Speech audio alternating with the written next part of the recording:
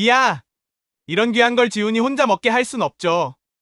저희가 먹어드리는 것도 다 내리사랑 아니겠습니까? 한지우는 누나가 싸온 도시락을 단 한 점도 맛보지 못했다. 오진혁은 보란 듯이 이쑤시개로 이를 쑤시며 조롱하듯 한지훈에게 말했다. 야, 뭘 그렇게 죽상이냐? 네 누나가 싸운 거 우리가 맛있게 먹었으면 너도 기분 좋아야 하는 거 아니야? 이런 게 다 전우애라는 거다. 뒤틀린 전우애라는 단어와 함께 뱉어진 욕설이 한서연의 마지막 이성의 끈을 끊어버렸다. 모욕감과 분노가 그녀의 머리끝까지 치밀어 올랐다.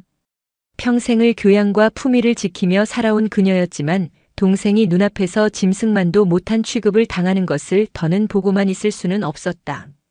강원도 화천 민간인 통제선과 가장 가까운 곳에 자리한 육군 제7보병사단 칠성부대의 겨울은 지독했다.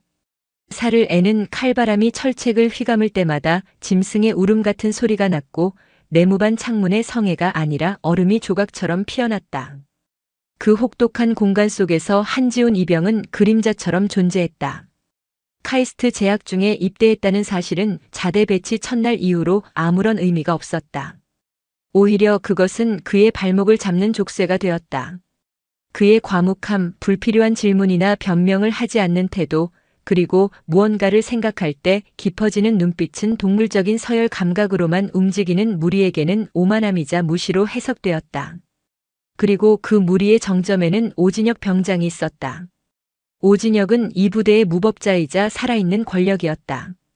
그의 아버지가 국회 국방위원회 여당 간사를 맡고 있는 오정국 의원이라는 사실은 공공연한 비밀이었고 그 비밀은 대대장 박종섭 중령조차 그의 심기를 함부로 건드리지 못하게 만드는 보이지 않는 계급장이었다. 오진혁과 그를 추종하는 몇몇 말년 병장들에게 한지훈은 완벽한 장난감이었다. 때려도 소리를 지르지 않고 모욕을 주어도 표정 변화가 없었으며 부당한 지시에도 묵묵히 따랐다. 그들의 괴롭힘은 유치했지만 잔인했다. 한겨울 새벽에 속옷만 입힌 채 연병장 구석에 세워두고 찬물을 끼얹는가 하면 식사 시간에 일부러 반찬을 바닥에 떨어뜨리고 하차 먹으라고 강요하기도 했다. 모든 괴롭힘의 순간 한지훈은 반응하지 않았다. 그의 무표정한 얼굴과 깊이를 알 수 없는 눈동자는 오진혁의 가학성을 더욱 부채질했다. 저항하지 않는 것에 대한 분노, 자신을 무시한다고 느끼는 열등감이 뒤섞여 그의 폭력은 날이 갈수록 교묘하고 악랄해졌다. 한지훈은 그저 당하고만 있는 것이 아니었다. 그의 머릿속은 거대한 서버처럼 작동하고 있었다. 그는 모든 것을 기록했다.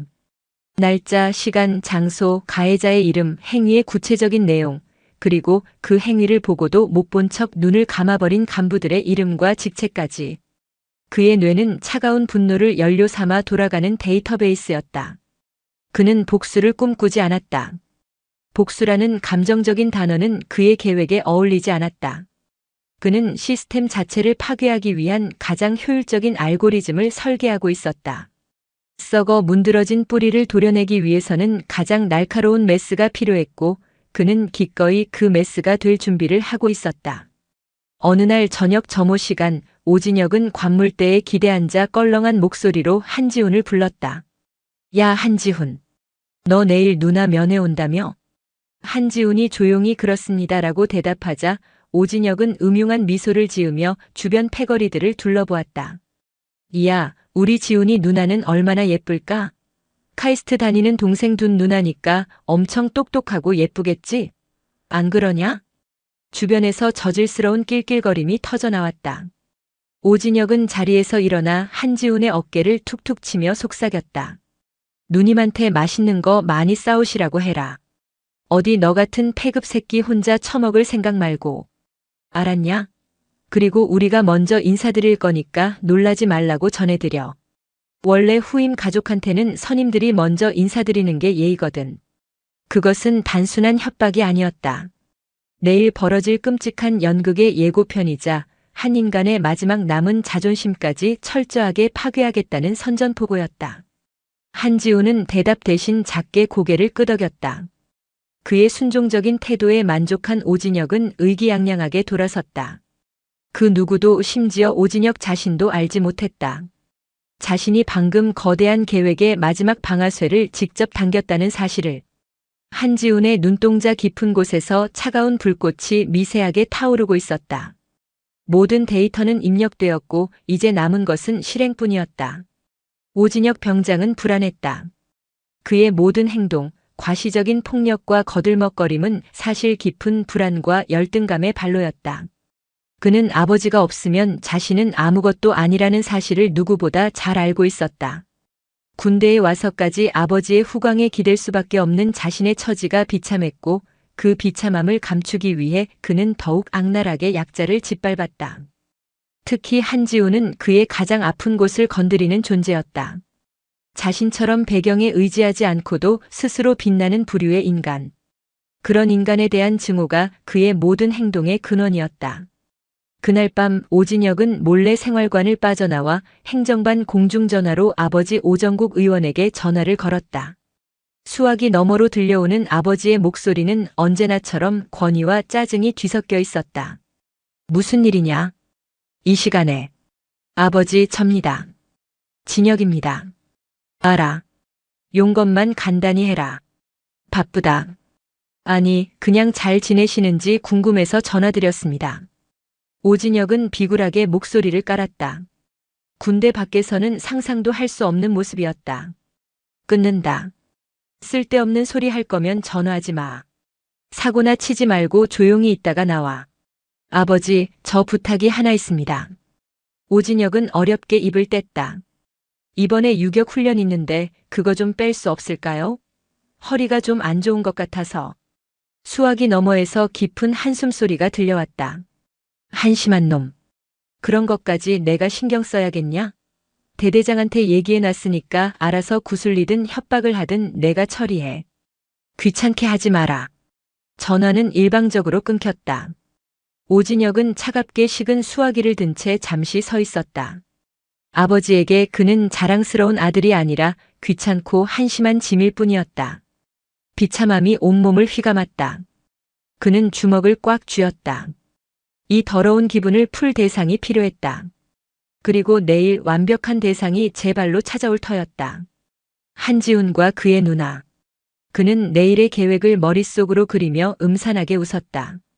한지훈의 모든 것을 빼앗고 그의 눈앞에서 그 누나라는 여자를 철저히 모욕함으로써 자신의 존재를 증명하고 싶었다.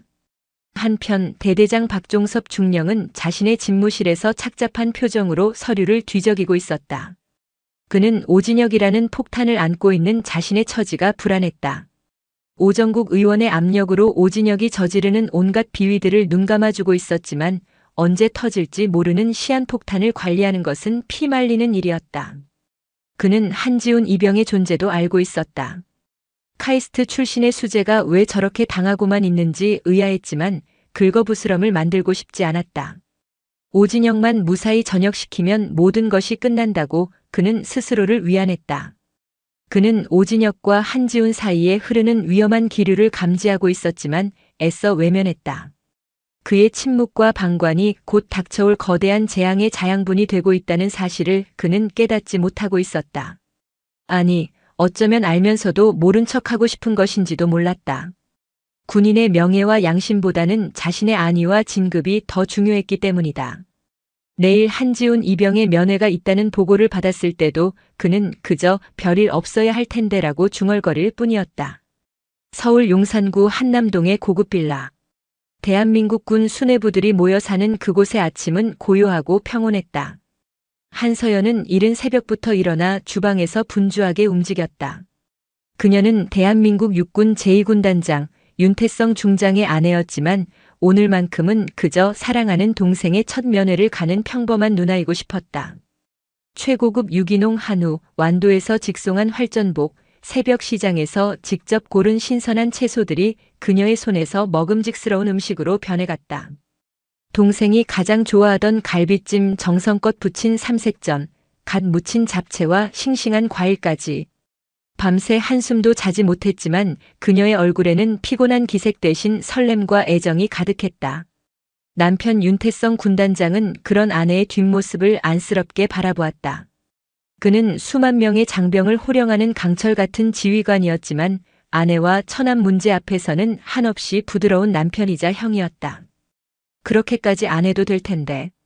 부대에서 다 챙겨줄 거요. 그의 말에 한서연은 돌아보지도 않고 대꾸했다. 부대에서 주는 밥이랑 누나가 해주는 밥이 같아요? 우리 지훈이 얼마나 힘들겠어요. 이거라도 먹고 힘내야죠. 목소리 끝에 동생에 대한 애틋함이 묻어났다. 윤태성은 더 이상 아무 말도 하지 않았다. 처남이 자신의 신분을 숨기고 평범한 병사로 복무하겠다고 했을 때 그는 처남의 독립심과 의지를 존중했다. 하지만 그 결정이 처남을 얼마나 고된 길로 밀어넣을지 그는 짐작조차 하지 못했다. 처남이 입대한 후 그는 자신의 막강한 권력을 단 한 번도 처남을 위해 사용하지 않았다. 그것이 처남을 더 강하게 만들 것이라 믿었기 때문이었다. 하지만 그 믿음의 이면에는 늘 불안감이 독버섯처럼 자라고 있었다. 한서연은 몇 개의 찬압으로도 모자라 커다란 보온 도시락까지 가득 채우고 나서야 만족스러운 미소를 지었다. 그녀는 가장 아끼는 옷을 골라 입고 혹시나 동생의 기를 죽일까 싶어 수수한 화장을 했다. 운전병이 대기시킨 군단장 전용 세단을 마다하고 그녀는 자신의 작은 승용차를 직접 몰아 화천으로 향했다. 내비게이션에 찍힌 부대의 주소는 그녀에게 너무나 낯설었지만 동생을 만난다는 설렘이 그 낯설음을 상쇄하고도 남았다. 고속도로를 달리는 내내 그녀의 머릿속은 동생과의 재회로 가득했다. 얼마나 탔을까? 얼마나 말랐을까? 힘든 내색은 안 하겠지만 그늘진 얼굴은 숨기지 못하겠지. 그녀는 동생을 만나면 꼭 안아주고 등을 토닥이며 세상에서 가장 맛있는 음식을 먹여주리라 다짐했다. 그녀의 순수한 사랑과 정성이 잠시 후 어떤 참혹한 방식으로 짓밟히게 될지 그녀는 상상조차 하지 못했다. 그녀의 차가 칠성부대 위병소를 통과할 때 그녀는 차창 밖으로 보이는 북진이라는 구호가 유독 비장하게 느껴진다고 생각할 뿐이었다. 칠성부대 면회실은 주말의 소란스러움과 애틋함으로 가득 차 있었다. 저마다의 사연을 품은 가족과 연인들이 짧은 만남의 시간을 아끼려는 듯 서로에게서 눈을 떼지 못했다. 한지우는 그 틈을 비집고 들어서며 두리번거렸다. 창가에 단아하게 앉아있는 누나, 한서연의 모습이 눈에 들어왔다. 몇 달 만에 보는 누나의 얼굴은 그가 기억하던 것보다 조금 수척해져 있었다. 한지훈의 마음 한구석이 서늘하게 아려왔다. 누나. 나지막한 부름에 한서연이 화들짝 놀라 고개를 들었다. 까맣게 타고 홀쭉해진 동생의 얼굴을 마주한 순간 그녀의 눈시울이 붉어졌다. 준비했던 수많은 말들을 잊고 그녀는 자리에서 일어나 동생을 와락 안았다. 동생의 군복에서는 낯선 땀 냄새와 화약 냄새가 옅게 배어나왔다. 그것은 그녀가 상상했던 것보다 훨씬 더 고된 현실의 냄새였다. 지훈아, 고생 많았지. 얼마나 힘들었어. 괜찮습니다. 잘 지내고 있습니다. 한지훈은 누나의 등을 가볍게 토닥이며 짧게 대답했다. 그의 무덤덤한 반응이 오히려 한서연의 마음을 더 아프게 했다. 그녀는 동생을 자리에 앉히고 마법사처럼 정성껏 싸운 음식들을 펼쳐놓기 시작했다. 따뜻한 김이 모락모락 피어오르는 갈비찜 윤기가 좌르르 흐르는 잡채, 형형색색의 전과 나물들. 테이블은 순식간에 임금님 수라상 부럽지 않은 진수성찬으로 변했다. 어서 먹어. 내가 제일 좋아하던 것들로만 싸왔어. 한지우는 젓가락을 들었다. 하지만 그가 갈비찜 한 점을 입에 넣기도 전이었다. 면회실 문이 거칠게 열리며 예고된 불청객들이 들이닥쳤다. 오진혁 병장을 필두로 한 3명의 선임들이었다. 그들은 마치 자기 집 안방에 들어서는 것처럼 거들먹거리며 한지훈의 테이블로 다가왔다. 오, 지훈이 누님 안녕하십니까? 지훈이 선임되는 오진혁 병장입니다. 오진혁은 입만 웃으며 꾸벅 고개를 숙이는 신용을 했다. 그의 눈은 이미 테이블 위 음식을 탐욕스럽게 훑고 있었다. 한서연은 갑작스러운 상황에 당황했지만 동생의 선임이라 하니 애써 미소를 지으며 자리에서 일어났다. 아이고, 우리 지훈이 선임들이시구나. 반가워요. 앉으세요. 그 말이 끝나기가 무섭게 오진혁과 패거리들은 기다렸다는 듯 자리를 차지하고 앉았다. 그리고는 마치 신호라도 받은 것처럼 허겁지겁 음식에 손을 뻗기 시작했다. 젓가락질은 사치였다. 그들은 손으로 갈비찜을 집어뜯고 잡채를 한 움큼씩 입에 쑤셔 넣었다. 오직 동생을 위해 밤새 준비한 음식들이 순식간에 짐승의 먹이처럼 사라지는 광경을 한서연은 망연자실한 표정으로 바라볼 수밖에 없었다. 이야 누님, 음식 솜씨가 장난 아니십니다. 거의 모 대장금 수준이십니다. 오진혁은 입가에 기름을 잔뜩 묻힌 채 너스레를 떨었다. 그의 옆에 있던 다른 상병이 거들었다. 이런 귀한 걸 한지훈 같은 폐급 새끼 혼자 먹게 할 순 없죠. 저희가 대신 먹어드리는 것도 내리사랑 아니겠습니까? 폐급이라는 단어가 한서연의 귀에 날카롭게 박혔다. 그녀의 얼굴에서 미소가 사라졌다. 한지훈은 고개를 숙인 채 주먹을 꽉 쥐고 있었다. 그의 어깨가 미세하게 떨리고 있었다. 그 모습을 본 한서연의 심장이 쿵 하고 내려앉았다. 동생이 그동안 어떤 취급을 받아왔는지 이 짧은 순간에 모든 것이 설명되고 있었다. 음식은 금세 바닥을 드러냈다. 그들은 트림을 거하게 내뿜으며 만족스러운 표정으로 의자에 몸을 기댔다. 한지우는 누나가 싸온 도시락을 단 한 점도 맛보지 못했다. 오진혁은 이쑤시개로 이를 쑤시며 조롱하듯 한지훈에게 말했다. 야 한지훈, 뭘 그렇게 죽상이냐? 선임들이 내 도시락 먹어준 게 뭐 그리 억울하냐? 내 누나가 싸온 거 우리가 맛있게 먹었으면 너도 기분 좋아야 하는 거 아니야? 이게 다 전우애라는 거다 이 새끼야. 모욕감과 분노가 한서연의 머리끝까지 치밀어 올랐다. 평생을 교양과 품위를 지키며 살아온 그녀였지만 동생이 눈앞에서 짓밟히는 것을 보고만 있을 수는 없었다. 그녀는 차갑게 식은 목소리로 입을 열었다. 그만들 하시죠. 아무리 선임이라지만 이건 너무 무례한 행동 아닙니까? 그녀의 말에 오진혁은 코웃음을 쳤다. 무례? 아줌마 군대 안 와보셨죠? 여기가 무슨 신사들 놀이터인 줄 아십니까? 그리고 동생 교육 좀 똑바로 시키세요. 이렇게 어리바리하고 사회성 없는 놈은 군대에서도 사람 취급 못 받습니다. 아줌마라는 호칭과 동생에 대한 모욕.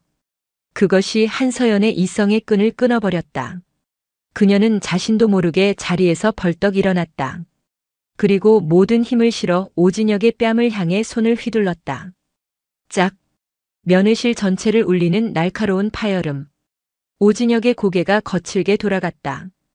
그의 뺨에 선명한 손자국이 붉게 피어올랐다. 순간 면회실의 모든 소음이 멎고 정적이 흘렀다.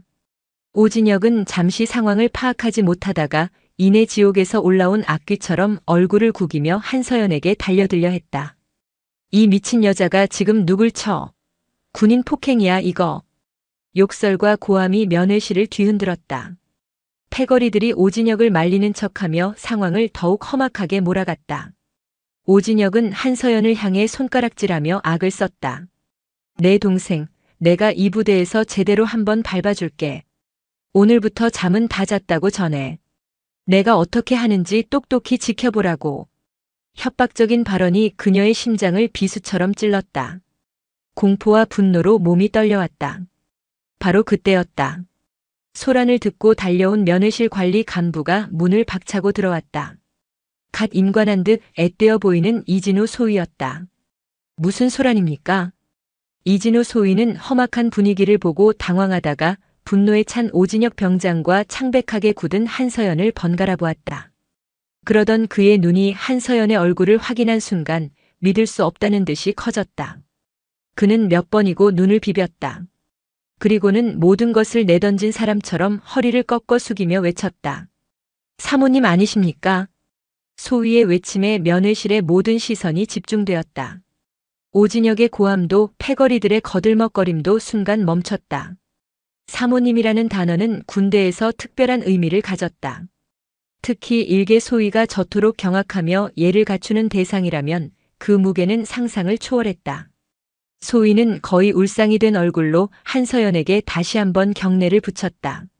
충성. 부대까지는 어인일이십니까? 오진혁은 여전히 상황 파악이 되지 않은 채 멍한 표정으로 소위와 한서연을 바라보았다. 그는 짜증스럽게 소리쳤다. 이 소위 뭐 하는 거야? 이 아줌마가 누군데 사모님이야? 소위는 새파랗게 질린 얼굴로 오진혁을 돌아보았다. 그의 목소리는 사시나무처럼 떨리고 있었다. 오 병장, 너 지금 무슨 짓을 한 건지 알아? 이분은. 소희는 차마 말을 잇지 못하고 입술만 달싹였다. 그리고는 결심한 듯 떨리는 목소리로 폭탄을 터뜨렸다. 우리 군단장님 사모님이시다. 순간 세상의 모든 소리가 사라졌다. 오진혁의 동공은 지진이라도 난 듯 흔들렸다. 그의 머릿속에서 군단장 사모님 그리고 방금 자신이 뺨을 맞고 모욕을 퍼부었던 아줌마가 하나의 인물로 합쳐지는 순간 그의 다리가 풀리며 그 자리에 주저앉을 뻔했다. 정적. 귀가 먹먹할 정도의 정적이 면회실을 지배했다. 방금 전까지 울려 퍼지던 오진혁의 고함과 욕설은 마치 존재하지 않았던 것처럼 사라졌다. 시간마저 얼어붙은 듯한 공간 속에서 사람들은 숨쉬는 법조차 잊은 듯했다. 오진혁의 낯빛은 백지를 넘어 시체처럼 푸르죽죽하게 변해갔다. 그의 뇌는 군단장 사모님이라는 단어의 무게를 감당하지 못하고 기능 정지 상태에 빠진 듯했다. 한서연은 더 이상 떨지 않았다. 그녀의 얼굴에서는 모든 감정이 사라져 있었다. 슬픔도 분노도 두려움도 찾아볼 수 없었다. 오직 빙산처럼 차갑고 단단한 무표정만이 남아 있었다. 그녀는 주저앉을 듯한 오진혁에게 시선조차 주지 않았다. 그녀의 눈은 오직 굳어버린 동생 한지훈에게만 향해 있었다. 한지훈은 여전히 고개를 숙이고 있었지만 그의 꽉 쥔 주먹은 더 이상 떨리지 않았다. 계획의 방아쇠는 당겨졌다. 이제부터 벌어질 일들은 더 이상 그의 통제 범위 안에 있지 않았다. 그러나 그는 후회하지 않았다.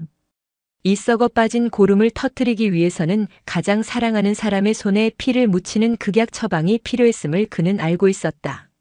모두 그 자리에 가만히 있어. 한서연의 목소리는 나지막했지만 그 안에 담긴 냉기는 면회실의 온도를 몇 도는 떨어뜨리는 듯했다. 그녀는 핸드백에서 차분하게 휴대폰을 꺼냈다. 그녀의 손길에는 조금의 망설임도 떨림도 없었다. 단축번호 1번을 길게 누르자 짧은 연결음 끝에 중후한 남자의 목소리가 들려왔다. 서연이요? 지훈이는 만났소? 남편 윤태성 군단장의 목소리였다. 여전히 아무것도 모르는 평온하고 다정한 목소리. 한서연은 잠시 눈을 감았다. 그리고 다시 떴을 때 그녀의 목소리는 얼음 조각처럼 변해 있었다. 여보, 당신 지금 어디에 있나요? 평소와 다른 아내의 목소리에 윤태성은 즉시 무언가 잘못되었음을 직감했다. 군단장실에 있어. 무슨 일인데? 우리 지훈이가 여기서 사람 취급을 못 받고 있었어요. 그 한마디에 전화기 너머의 공기가 순식간에 얼어붙었다.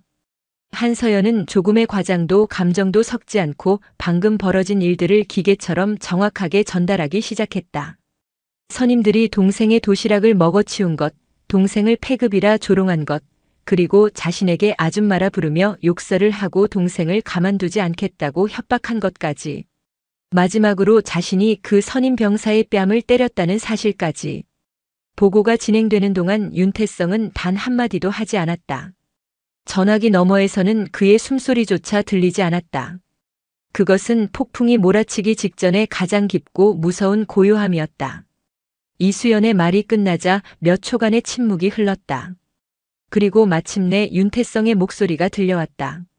그 목소리는 더 이상 다정한 남편의 것이 아니었다.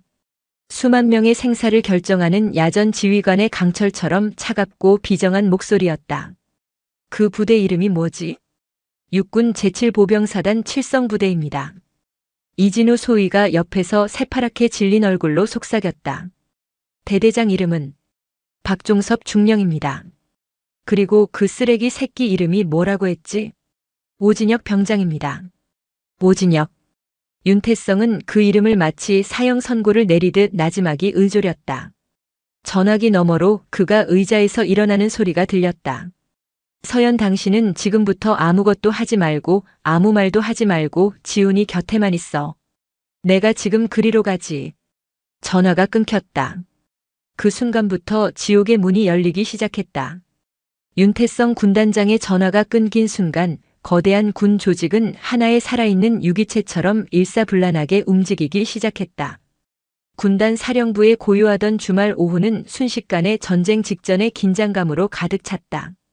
비상 사이렌이 울리지 않았음에도 공기 중에 퍼지는 살벌한 기운만으로도 모든 장병들은 무언가 끔찍한 일이 벌어지고 있음을 직감했다. 가장 먼저 움직인 것은 군단 헌병대 특수임무대였다. 평시 대테러 임무를 위해 최상의 전투력을 유지하던 그들은 5분도 채 되지 않아 검은색 특수 전투복과 방탄 헬멧, 완전 무장을 갖춘 채 헬기장으로 집결했다. 그들의 얼굴에는 단 하나의 감정도 실려 있지 않았다. 오직 명령을 수행하기 위한 강철 같은 의지만이 번뜩였다. 곧이어 육중한 프로펠러 소음과 함께 군단 직할 수송 헬기 2대가 지축을 울리며 이륙했다. 목표는 화천 칠성부대였다. 동시에 군단 사령부의 통신실은 보이지 않는 전쟁을 치르고 있었다. 군단장의 명령에 따라 칠성부대가 속한 연대와 사단의 지휘 통신망이 강제로 군단 사령부로 이관되었다. 평화로운 주말을 보내던 사단장과 연대장은 자신의 예하부대와 통신이 두절되고 모든 지휘권이 상급부대인 군단으로 넘어갔다는 보고를 받고 경악을 금치 못했다. 전쟁이나 쿠데타가 아니고서는 벌어질 수 없는 일이었다. 그들은 미친 듯이 군단 사령부에 연락을 취했지만 돌아오는 대답은 군단장님의 직접 명령이 있을 때까지 대기하라는 차가운 답변뿐이었다. 칠성부대는 그야말로 고립무원의 섬이 되어가고 있었다. 부대 상공에 나타난 2대의 군용 헬기가 육중한 동체로 하늘을 가리며 연병장 한가운데에 착륙했다. 헬기에서 쏟아져 나온 것은 얼굴을 검게 칠하고 최신 소총으로 무장한 헌병 특임 대원들이었다. 그들은 마치 적진에 침투한 특수부대처럼 신속하고 정확하게 움직였다. 한 팀은 위병소로 달려가 기존의 경계 근무자들을 무장 해제시킨 뒤 부대 정문을 완벽하게 장악했다. 다른 한 팀은 대대 본부와 모든 내무반, 주요 시설들을 에워쌌다. 움직이지 마라. 지금부터 이 부대는 군단 통제하에 들어간다. 모든 인원은 하던 일을 멈추고 현 위치에서 대기하라. 확성기를 통해 울려 퍼지는 헌병의 고함은 대대 전체의 사형 선고처럼 울렸다. 면회실의 상황은 더욱 극적이었다. 헬리콥터의 굉음이 가까워지고 잠시 후 면회실 문이 다시 열렸다. 이번에 들어선 인물은 별 3개가 선명하게 빛나는 전투모, 잘 다려진 군복 위로 수많은 훈장이 그의 경력을 증명하는 중년의 사내 윤태성 군단장이었다. 그의 뒤로는 2명의 대령 감찰참모와 법무참모가 그림자처럼 따르고 있었다. 윤태성의 등장은 면회실의 공기를 압축시켜 폭발 직전의 상태로 만들었다. 그의 눈은 그 어떤 분노의 감정도 담고 있지 않았다. 너무나도 차갑고 고요해서 오히려 그를 마주보는 것만으로도 영혼까지 얼어붙을 것 같았다. 그는 먼저 아내와 처남에게 다가갔다. 괜찮소? 한서연은 말없이 고개를 끄덕였다. 윤태성은 처남 한지훈의 어깨를 가만히 감쌌다. 그의 손길은 따뜻했지만 그 눈빛은 한겨울의 서리보다도 차가웠다. 그리고 마침내 그의 시선이 바닥에 주저앉아 있는 오진혁에게로 향했다. 내 놈이냐? 단 한마디. 하지만 그 말에는 산을 무너뜨리고 바다를 가를 듯한 무게가 실려 있었다. 오진혁은 고개를 들지 못했다. 그의 온몸이 경련을 일으키듯 떨렸다. 눈물과 콧물이 범벅이 되어 그의 얼굴을 적셨다. 내 놈이 감히 내 처남을 건드리고 내 아내를 모욕했느냐. 윤태성은 질문을 던졌지만 대답을 원하지는 않았다. 그는 천천히 오진혁에게 다가갔다. 한 걸음 한 걸음 내디딜 때마다 오진혁의 심장은 터져버릴 듯이 요동쳤다. 군화가 그의 바로 앞에 멈춰섰다. 내 아비가 누구냐? 그의 질문에 오진혁은 거의 실신 직전의 상태에서 기어들어가는 목소리로 간신히 대답했다. 오정국 의원입니다. 오정국. 윤태성은 그 이름을 되뇌었다. 국회에서 사사건건 군을 물고 늘어지던 그 오만하고 부패한 정치인의 얼굴이 떠올랐다. 그는 짧게 코웃음을 쳤다. 잘 됐군. 벌레는 뿌리째 뽑아야지. 그 말을 끝으로 윤태성은 오진혁에게서 시선을 거두었다. 그는 뒤에 서 있던 법무참모에게 명령했다. 저놈을 당장 군 교도소로 직행시켜.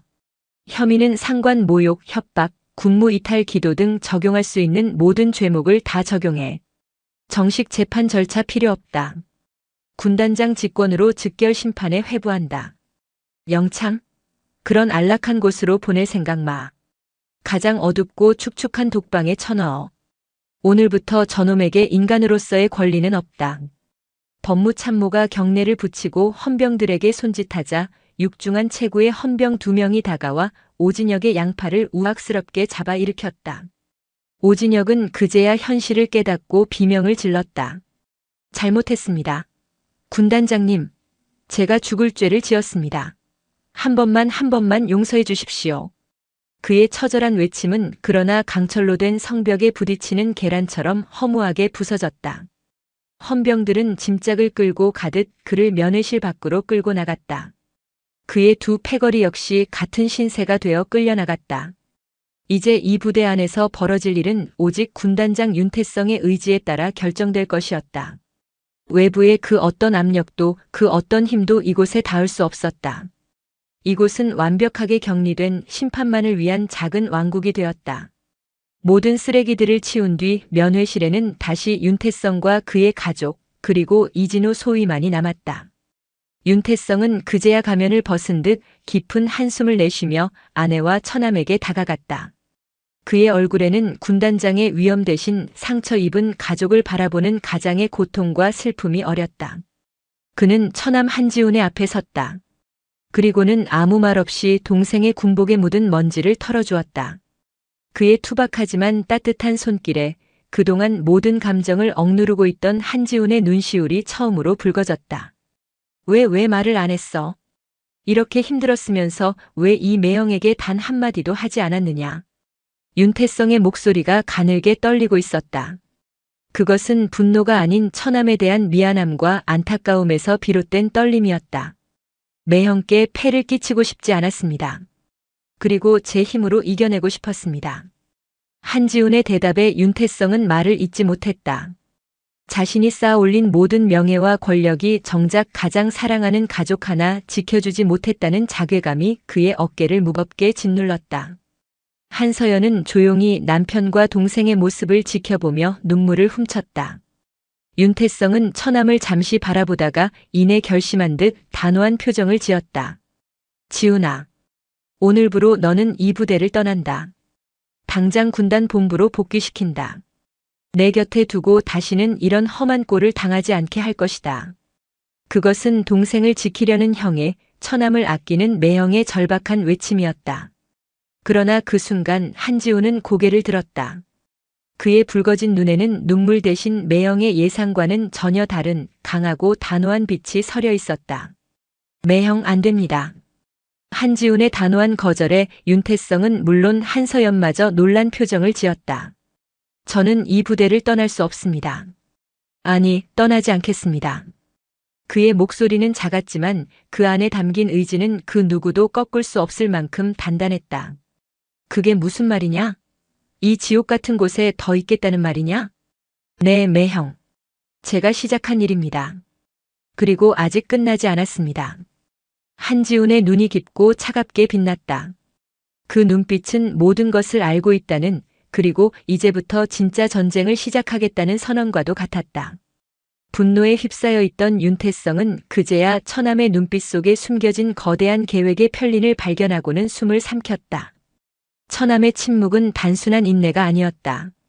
아직 끝나지 않았다니 그게 무슨 말이냐? 윤태성은 처남의 얼굴을 뚫어지게 바라보았다. 군단장으로서 수많은 전장을 지휘하며 다져진 그의 직감이 경고 신호를 보내고 있었다. 처남의 눈빛은 단순한 피해자의 그것이 아니었다. 모든 상황을 꿰뚫어보고 다음 수를 계산하는 지략가의 눈빛이었다. 한지훈은 잠시 침묵하다가 옆에서 사시나무처럼 떨고 있는 이진우 소위를 흘끗 보았다. 그리고는 매형을 향해 나지막이 말했다. 매형, 잠시 저희 가족끼리만 이야기할 수 있겠습니까? 윤태성은 처남의 의도를 알아채고 이진우 소위에게 턱짓을 했다. 이 소위는 잠시 밖에 나가 있도록. 그리고 오늘 여기서 보고 들은 것은 내 허락 없이는 그 누구에게도 발설해서는 안 된다. 군사기밀보안법보다 더 엄중한 내 개인적인 명령이다. 명심하겠습니다, 군단장님. 이진우 소위가 황급히 경례를 붙이고 면회실을 빠져나갔다.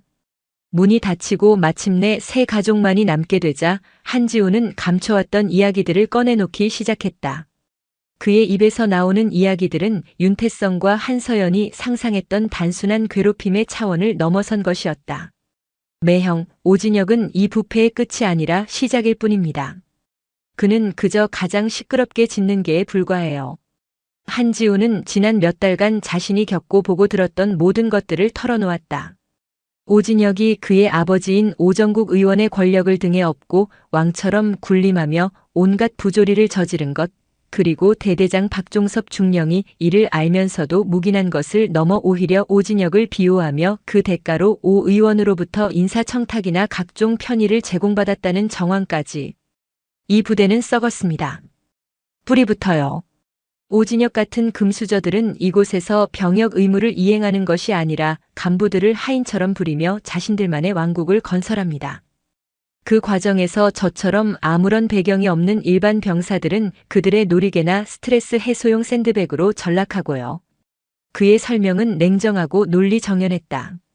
마치 잘 정리된 정보 보고서를 브리핑하는 것 같았다. 저는 이 모든 것을 기록했습니다. 언제 어디서 누가 어떤 부조리를 저질렀는지, 그리고 그 사실을 묵인한 간부들은 누구인지, 심지어 오진혁과 박종섭 중령 사이의 부정한 커넥션을 입증할 수 있는 간접적인 증거들도 확보했습니다. 윤태성과 한서연은 할 말을 잃었다.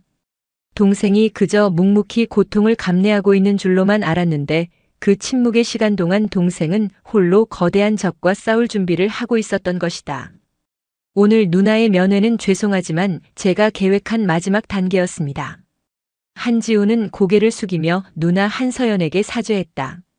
오진혁이 제 면회 음식을 노릴 것이라는 것도 제 앞에서 누나를 모욕할 것이라는 것도 모두 예상하고 있었습니다. 저는 그들의 만행을 가장 확실하게 그리고 가장 높은 분에게 직접 보여줄 수 있는 방법이 필요했습니다. 그래서 누나를 이용했습니다. 정말 죄송합니다. 한서연은 동생의 고백에 잠시 충격을 받은 듯 했지만 이내 동생의 손을 꼭 잡았다. 그녀의 눈에는 원망 대신 동생에 대한 깊은 이해와 자랑스러움이 담겨 있었다. 괜찮다, 지훈아. 내가 얼마나 큰 결심을 했는지 이제 알겠구나. 누나는 괜찮아. 윤태성은 거대한 망치로 머리를 한 대 맞은 듯한 충격에 휩싸였다. 분노에 눈이 멀어 단순한 복수를 생각했던 자신이 부끄러워졌다. 처남은 자신보다 훨씬 더 멀리 그리고 깊게 보고 있었다. 그는 개인적인 복수가 아닌 군 전체를 병들게 하는 거대한 악의 고리를 끊어내려 하고 있었던 것이다. 그래서 내가 원하는 것이 무엇이냐? 내가 어떻게 해주길 바라느냐? 군단장의 목소리가 아닌 처남의 계획을 듣는 참모의 자세로 윤태성이 물었다. 우선 오진혁과 박종섭 중령에 대한 처벌을 잠시 보류해 주십시오. 윤태성은 의외의 요구에 되물었다. 뭐라고? 그들을 지금 당장 군법에 따라 처리해버리면 몸통인 오정국 의원은 꼬리 자르기에 성공할 겁니다. 부덕한 아들과 부하 때문에 벌어진 불미스러운 일 정도로 치부하고 넘어갈 게 뻔합니다. 그렇게 되면 이 사건은 단순한 군대 내 가혹 행위 사건으로 축소되고 근본적인 문제는 해결되지 않습니다. 한지훈의 눈이 날카롭게 빛났다. 우리의 진짜 목표는 오진혁이 아니라 오정국 의원, 그리고 그와 결탁해 군을 사유화하려는 부패한 세력 전체가 되어야 합니다. 그러기 위해서는 더 확실한 증거가 필요합니다. 어떻게? 제가 미끼가 되겠습니다. 저는 이 부대에 남겠습니다. 매형이 이 부대를 뒤집어 엎었다는 사실이 알려지면 그들은 잠시 몸을 사리겠지만 결국 다시 움직일 겁니다. 오정국 의원은 자신의 아들을 구하기 위해 그리고 이번 사건을 덮기 위해 박종섭 중령에게 혹은 그의 후임자에게 압력을 행사할 겁니다. 그 과정에서 그들의 검은 거래가 다시 수면 위로 드러날 수밖에 없습니다. 우리는 그때를 노려야 합니다. 처남의 설계도는 치밀하고 대담했다. 자기 자신을 가장 위험한 곳에 다시 던져 넣어 거대한 적을 유인해 내겠다는 계획. 매형으로서 윤태성은 도저히 허락할 수 없었지만 군인으로서 그는 처남의 전략이 얼마나 효과적인지 인정하지 않을 수 없었다. 너무 위험하다. 매형, 지금까지는 저 혼자였습니다. 하지만 이제는 매형이 계십니다. 밖에서는 매형이, 안에서는 제가 함께 움직이는 겁니다.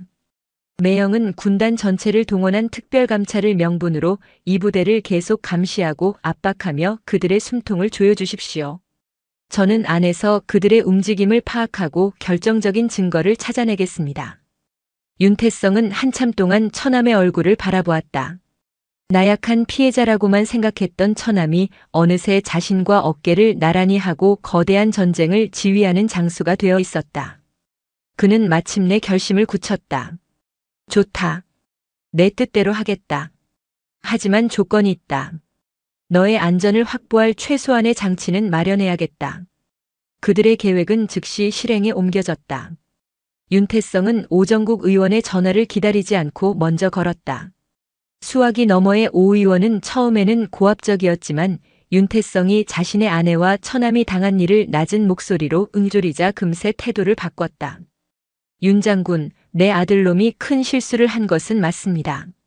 하지만 이걸 너무 공론화해서야 되겠습니까? 우리 군의 사기 문제도 있고 또 윤 장군님 체면도 있지 않습니까? 처남 문제 하나 때문에 부대를 발칵 뒤집어 놓았다는 소문이 돌면 윤 장군님 입장도 곤란해지지 않겠습니까? 그것은 은근한 협박이었다. 윤태성은 전화기를 쥔 손에 힘이 들어가는 것을 느꼈지만 처남의 계획을 위해 분노를 억눌렀다. 그래서 의원님께서 제안하고 싶으신 게 뭡니까? 허허, 말이 잘 통하는군요. 일단 우리 아들놈은 제가 책임지고 따끔하게 교육시키겠습니다. 그리고 박중령도 원래 자리로 돌려보내 주시지요. 군의 안정을 위해서입니다. 윤 장군님께서도 이번 일은 조용히 덮어주시면 제가 국방위원회에서 윤 장군님 힘을 팍팍 실어드리겠습니다.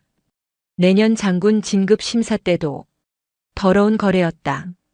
윤태성은 역겨움을 참으며 그의 제안을 받아들이는 척했다. 의원님의 뜻이 정그러시다면 저도 군의 대선배로서 대승적인 차원에서 이번 한 번만 눈감아 드리겠습니다. 하지만 다시는 이런 일이 없어야 할 겁니다. 전화가 끊긴 후 윤태성은 곧바로 이진우 소위에게 암호화된 메시지를 보냈다. 1단계 완료. 더 설치. 모두의 예상을 뒤엎고 오진혁은 단 하루 만에 자대로 복귀했다. 물론 그의 어깨에 달려있던 병장 계급장은 사라지고 이등병 계급장이 붙어 있었으며 그의 얼굴은 핏기 하나 없이 초주검 상태였다. 직위 해제되어 군단 영창에 수감되었던 박종섭 중령 역시 며칠 뒤 엄중 경고 조치와 함께 대대장직에 복귀했다. 부대의 분위기는 기묘하게 흘러갔다. 한지훈의 매형이 군단장이라는 사실은 암묵적인 상식이 되었지만 그 엄청난 배경에 비해 결과는 너무나도 시시했다. 장병들은 수군거리기 시작했다. 군단장도 국회의원 앞에서는 어쩔 수 없나 보다. 역시 똥별은 끝발 좋은 국회의원 아들 하나 못 건드리는구나. 소문은 눈덩이처럼 불어났고 윤태성 군단장의 위신은 땅에 떨어졌다. 한지훈을 향한 동정의 시선은 이내 조롱과 경멸로 바뀌었다. 매형이 군단장이면 뭐하나. 결국 아무것도 못하는데. 괜히 밉보여서 앞날만 캄캄해졌네. 이 모든 것은 윤태성과 한지훈이 설계한 거대한 연극의 일부였다. 적을 속이기 위해 아군의 눈부터 가리는 처절하고도 위험한 기만 작전이었다. 오정국 의원은 윤태성 군단장이 자신의 정치적 압력에 굴복했다고 확신했다. 그는 이제 안심하고 아들을 괴롭힌 한지훈에게 보복을 가하고 이번 일의 흔적을 완벽하게 지우기 위해 움직일 것이 분명했다. 그리고 그 움직임은 거대한 그물망의 한가운데로 스스로 걸어 들어오는 것과 같았다. 오정국 의원의 첫 번째 움직임은 예상대로였다. 그는 박종섭 중령에게 비밀리에 연락을 취했다. 박 중령, 이번 일 처리하느라 고생했소.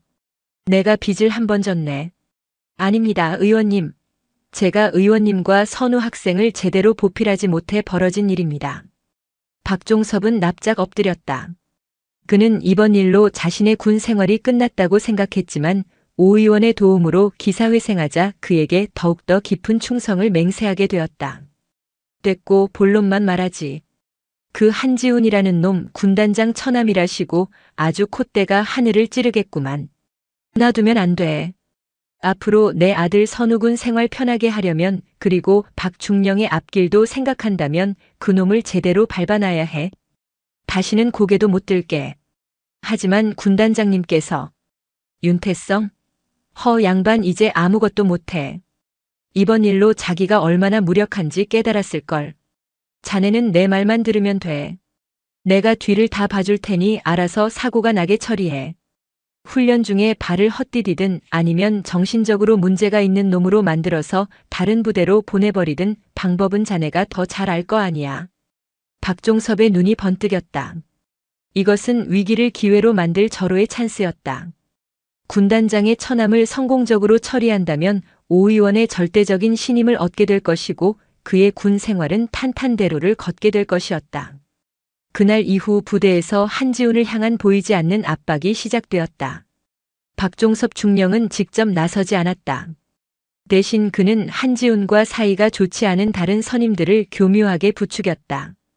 이등병으로 강등된 오진혁은 대놓고 나서지는 못했지만 뒤에서 음흉한 미소를 지으며 모든 상황을 즐기고 있었다. 한지훈에게는 가장 힘들고 굳은 작업만 주어졌다. 식기 세척, 화장실 청소, 제초 작업 등 하루 종일 쉴 틈 없는 육체 노동이 이어졌다. 간부들은 사소한 꼬투리를 잡아 그를 질책했고 선임들은 은근한 따돌림으로 그를 고립시켰다. 그들은 한지훈이 스스로 무너지기를 혹은 사고를 치고 다른 부대로 쫓겨나기를 바랐다. 이 모든 상황은 이진우 소위를 통해 실시간으로 윤태성 군단장에게 보고되었다. 윤태성은 보고를 받을 때마다 책상을 내리치고 싶을 정도의 분노를 느꼈지만 처남과의 약속을 위해 그리고 더 큰 그림을 위해 묵묵히 모든 것을 감내했다. 그의 분노는 다른 방향으로 표출되고 있었다. 그는 군 내부의 감찰만으로는 부족하다고 판단했다. 정치인을 상대하기 위해서는 더 큰 힘이 필요했다. 그는 오랫동안 신뢰관계를 쌓아온 국세청 고위 간부와 검찰 특수부의 옛 동료에게 개인적인 연락을 취했다. 군단장의 개인적인 부탁이라는 말의 무게를 아는 그들은 윤태성이 건넨 자료들을 바탕으로 오정국 의원에 대한 비밀 내사에 착수했다. 국세청은 그의 차명 계좌와 탈세 혐의를, 검찰은 그의 뇌물수수 혐의를 파고들기 시작했다. 군이라는 울타리를 넘어 국가의 사정기관들이 거대한 포위망을 형성하기 시작한 것이다. 한편 한서연 역시 자신만의 방식으로 전쟁에 참여하고 있었다. 그녀는 남편의 동료 장군들의 아내들과의 모임에 나갔다. 그곳은 대한민국군 수뇌부의 여론이 형성되는 중요한 사교장이었다. 그녀는 눈물로 동생의 이야기를 호소하지 않았다. 대신 아주 교묘하고 우아한 방식으로 소문을 퍼뜨렸다. 요즘 군대가 참 좋아졌다고는 하지만 아들 가진 엄마는 늘 마음이 불안하네요. 특히 윗사람 눈치 보느라 힘없는 병사들의 고통은 외면하는 지휘관들이 많다는 이야기를 들으면 가슴이 철렁 내려앉아요. 오정국 의원님 아들이 있는 부대는 오죽할까요? 그분 성정이 워낙 대단하시잖아요. 그녀의 말은 일파만파 퍼져나갔다. 군 수뇌부 아내들의 입을 통해 오정국 의원과 부대 내 부조리라는 키워드가 결합되어 고급 정보처럼 유통되기 시작했다. 이것은 오정국 의원의 정치적 기반을 흔들고 훗날 사건이 터졌을 때 여론을 아군으로 만들기 위한 치밀한 포석이었다. 박종섭 중령은 조급해지기 시작했다. 오정국 의원의 압박은 날마다 거세졌지만 한지훈은 생각보다 강인했다. 온갖 육체적, 정신적 압박에도 그는 좀처럼 무너지지 않았다. 오히려 그의 눈빛은 날이 갈수록 더욱 차갑고 단단해졌다. 박종섭은 결국 더욱 극단적인 방법을 사용하기로 결심했다. 그는 부대 내에서 평판이 좋지 않고 폭력적인 성향을 가진 한 병사를 눈여겨보았다. 장기철 상병. 그는 이전에도 후임 폭행 문제로 여러 차례 징계를 받았지만 그때마다 박종섭이 교묘하게 덮어주며 빠져나간 전력이 있는 자였다. 박종섭은 장기철을 자신의 사무실로 비밀리에 불렀다. 장상병, 자네 요즘 군 생활이 좀 힘든 모양이야. 얼굴이 말이 아니군. 박종섭은 따뜻한 커피를 건네며 인자한 미소를 지었다. 자네 혹시 휴가나 외박에 목마르지 않나? 아니면 남은 군 생활 아주 편하게 하고 싶은 생각은? 장기철의 눈이 반짝였다. 한지훈 이병 알지? 그 녀석 때문에 요즘 부대 분위기가 말이 아니야. 저런 놈은 군기를 바짝 잡아서 정신을 차리게 해줘야 하는데 마땅한 사람이 없군. 그것은 명백한 사주였다. 한지훈을 손 좀 봐주면 그에 상응하는 대가를 지불하겠다는 암시였다. 대대장님께서 저를 믿어주신다면 제가 한번 군기를 제대로 잡아보겠습니다. 좋아. 하지만 명심해. 너무 티나게 하지는 마. 사소한 다툼 정도로 보이게. 나머지는 내가 알아서 처리해주지. 이들의 밀담은 그들이 알지 못하는 사이에 모두 기록되고 있었다. 한지훈은 박종섭이 자신을 처리하기 위해 누군가를 이용할 것이라 정확히 예측하고 있었다. 그는 이진우 소위의 도움을 받아 대대장실 근처 환풍구에 몰래 설치해둔 초소형 녹음기를 통해 그들의 대화를 모두 확보했다. 결정적인 증거였다. 이 녹취 파일은 즉시 암호화되어 이진우 소위를 통해 윤태성 군단장에게 전달되었다. 이제 남은 것은 적들이 스스로 함정의 가장 깊은 곳으로 걸어 들어오게 만들 결정적인 한 방이었다. 그리고 그 역할은 다시 한번 미끼가 된 한지훈에게 주어졌다. 며칠 뒤 야간 경계 근무를 서던 중 마침내 올 것이 왔다. 인적이 드문 후방 초소에서 장기철 상병은 한지훈과 단둘이 근무를 서게 되자 본색을 드러냈다. 야, 한지훈. 너 요즘 많이 컸다? 군단장 매형 있다고 아주 눈에 뵈는 게 없지? 장기철은 시비를 걸며 한지훈의 멱살을 잡았다. 한지훈은 저항하지 않았다. 뭐야, 이 새끼. 반항도 안 해? 재미없게. 장기철은 한지훈의 복부를 주먹으로 가격했다. 윽하는 신음과 함께 한지훈의 몸이 구부러졌다. 장기철은 거기서 멈추지 않고 발길질을 해대기 시작했다. 그는 박종섭 중령의 지시대로 사소한 다툼처럼 보이게 하려 했지만 일단 터져나온 폭력성은 좀처럼 제어되지 않았다. 한지훈은 무방비 상태로 폭행을 당하면서도 품 안에 숨겨둔 소형 녹음기 버튼을 누르는 것을 잊지 않았다. 장기철의 욕설과 폭행 소리, 그리고 자신의 고통스러운 신음소리가 생생하게 기록되고 있었다. 대대장님이 내 놈 정신 차리게 만들라고 하셨어. 이게 다 널 위한 거야, 이 새끼야. 이것은 박종섭의 사주를 입증할 마지막 퍼즐 조각이었다. 그때 계획된 것처럼 순찰을 돌던 이진우 소위가 초소에 나타났다. 거기서 뭐 하는 거야? 이 소위의 고함에 장기철은 화들짝 놀라 폭행을 멈췄다. 그는 당황했지만 이내 뻔뻔한 표정을 지었다. 아, 이 소위님. 한지훈 이병이 근무 중에 졸기에 제가 정신 좀 차리라고 교육하고 있었습니다. 이진우 소위는 쓰러져 있는 한지훈을 보고 분노가 치밀었지만 작전의 일부임을 상기하며 냉정을 유지했다. 그는 즉시 상황을 상부에 보고하는 척하며 윤태성 군단장에게 약속된 신호를 보냈다. 단 한 문장이었다. 사냥감이 덫에 걸렸습니다. 사령부 군단장실. 늦은 밤까지 불이 꺼지지 않던 집무실에서 윤태성은 메시지를 확인하고 자리에서 일어났다. 그의 눈빛은 마침내 칼을 뽑아든 장수의 그것처럼 서늘하게 빛났다. 이제 길고 긴 기다림은 끝났다. 심판의 시간이 도래한 것이다. 다음 날 대한민국은 하나의 기사로 발칵 뒤집혔다. 단독 국회의원 아들의 황제 복무 그를 비호한 지휘관.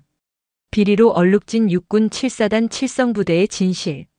기사는 그야말로 폭탄이었다. 오진혁의 만행, 박종섭의 비호, 그리고 그 배후에 있는 오정국 의원의 이름이 적나라하게 공개되었다. 기사에는 익명의 제보자들이 제공했다는 생생한 증언들과 함께 박종섭의 폭행 사주 녹취록 일부가 음성 변조되어 공개되었다. 여론은 들끓었고 국방부는 물론 청와대까지 발칵 뒤집혔다. 한정우 의원은 필사적으로 방어에 나섰다. 그는 긴급 기자회견을 열고 군을 개혁하려는 나에 대한 음해이자 야당의 비열한 정치 공세라며 눈물로 억울함을 호소했다. 그는 자신의 아들이 오히려 군단장 처남의 위세에 눌려 지냈다며 모든 의혹을 전면 부인했다. 하지만 그의 발악은 오히려 역풍을 맞았다. 바로 다음 날 한서연이 처음으로 언론 앞에 모습을 드러냈기 때문이다. 그녀는 화려한 장군 부인의 모습이 아닌 화장기 없는 얼굴에 수수한 옷차림을 한 어머니 같은 누나의 모습으로 카메라 앞에 섰다. 저는 오늘 제2군단장의 아내가 아닌 대한민국 군인 한지훈 이병의 누나로서 이 자리에 섰습니다. 그녀는 자신이 겪었던 면회날의 일을 담담하게 털어놓았다. 동생을 위해 밤새 준비한 도시락을 눈앞에서 빼앗기고 동생이 폐급이라 조롱당했으며 자신은 미친 여자라는 욕설을 들어야 했던 그날의 치욕을. 그녀의 고백은 그 어떤 폭로 기사보다도 강력한 힘을 가지고 국민들의 가슴을 파고들었다. 오정국 의원님께 묻고 싶습니다. 당신의 아들이 황제처럼 군림하는 동안 제 동생처럼 이름 없는 병사들이 흘려야 했던 피와 눈물에 대해 단 한 번이라도 생각해 보신 적이 있습니까? 당신이 말하는 군 개혁이 당신의 아들 같은 사람들을 위한 특권 계층의 군대를 만드는 것입니까? 그녀의 연설은 모든 뉴스의 헤드라인을 장식했다. 오정국 의원이 쌓아올린 모든 거짓말과 변명은 한 누나의 진심 어린 눈물 앞에서 힘없이 무너져 내렸다. 결국 대한민국의 사법 시스템이 움직이기 시작했다. 윤태성이 건넨 자료와 여론의 압박에 힘입어 검찰은 오정국 의원을 직권 남용, 뇌물수수, 공갈 협박 등의 혐의로 구속영장을 청구했다. 국회는 더 이상 그를 비호할 명분을 찾지 못했고 압도적인 찬성으로 체포동의안을 가결시켰다. 한때 국회를 호령하던 거물 정치인은 차가운 쇠고랑을 찬 채 초라하게 포토라인에 서야 했다. 국세청의 세무조사는 그의 수십 개 차명 계좌와 페이퍼 컴퍼니를 통한 탈세 혐의를 밝혀냈고 그의 정치적 생명은 물론 사회적 존재감마저 완전히 지워져 버렸다. 아들 오진혁의 상황은 더욱 비참했다. 군 검찰로 이송된 그는 아버지가 구속되었다는 소식을 듣고 완전히 무너져 내렸다. 그는 한지훈에 대한 가혹 행위는 물론 다른 후임들에게 저질렀던 수많은 폭행과 갈취를 줄줄 불기 시작했다. 그의 자백은 박종섭 중령의 숨통을 완전히 끊어놓았다. 박종섭은 군인으로서 받을 수 있는 가장 불명예스러운 처벌, 즉 파면을 당하고 군복을 벗게 되었다. 군인 연금은 물론 퇴직금 한 푼 받지 못하고 사회로 내쫓긴 그는 군형법에 따라 실형을 선고받고 군 교도소에 수감되었다. 모든 폭풍이 지나간 후 한지훈은 의무실에서 퇴원하여 부대로 복귀했다. 이제 그를 괴롭히는 사람은 아무도 없었다. 오히려 모두가 그를 영웅처럼 대하며 어려워했다. 하지만 그의 얼굴에는 승리자의 미소가 없었다.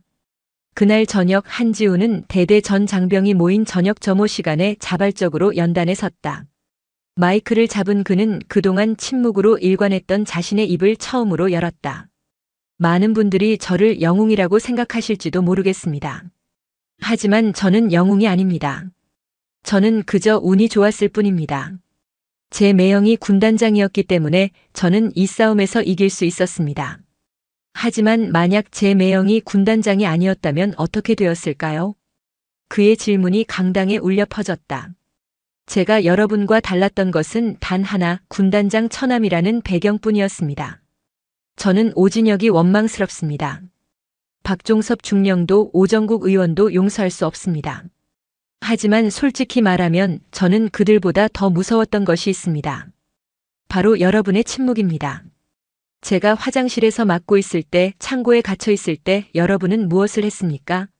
대부분은 못 본 척했고 어떤 분들은 뒤에서 혀를 차며 동정만 했습니다. 그 침묵이 오진혁에게는 그래도 괜찮다는 확신을 주었고 저에게는 아무도 내 편이 없다는 절망을 주었습니다.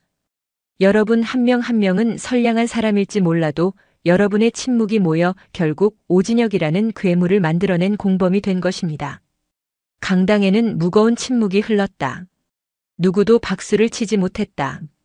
모두가 고개를 숙인 채 한지훈이 던진 진실의 무게에 짓눌려 있었다. 그것은 승리의 환호성이 아닌 깊은 성찰과 부끄러움에서 비롯된 거룩한 침묵이었다. 한지훈이 원했던 것은 바로 이것이었다. 개인적인 복수의 카타르시스가 아닌 공동체 전체의 각성을 통한 진정한 변화. 길고 길었던 전쟁이 끝나고 마침내 그들에게 그리고 칠성부대에게 새로운 아침이 오고 있었다. 내가 민간인으로 보입니까? 그 군복은 당신이 선택한 옷이 아니었잖아. 차가운 바다와 날선 총구 앞에서 한 해병의 강철 같던 신념이 흔들리기 시작합니다. 규정을 따르면 그녀는 파도 속에서 죽고 그녀를 구하면 내가 조국의 반역자가 되는 곳. 서해 최전선. 바로 그 순간 그는 해병의 붉은 명찰과 자신의 모든 것을 건 선택의 기로에 놓입니다. 여러분, 오늘도 활기찬 하루 보내고 계신가요? 이야기를 시청하시면서 스트레칭과 수분 섭취도 잊지 말아주세요. 오늘 이야기가 흥미로우셨다면 구독과 좋아요 한 번씩 꾹 눌러주시면 감사하겠습니다. 그날 새벽 강화도의 해무는 마치 세상의 종말을 예고하듯 짙고 축축했다. 한치 앞을 분간할 수 없는 잿빛 장막 속에서 해병대 제2사단 수색대대 중위 하재현은 소리 없이 움직였다. 해병대 내에서도 그를 아는 이들은 유령이라 불렀다.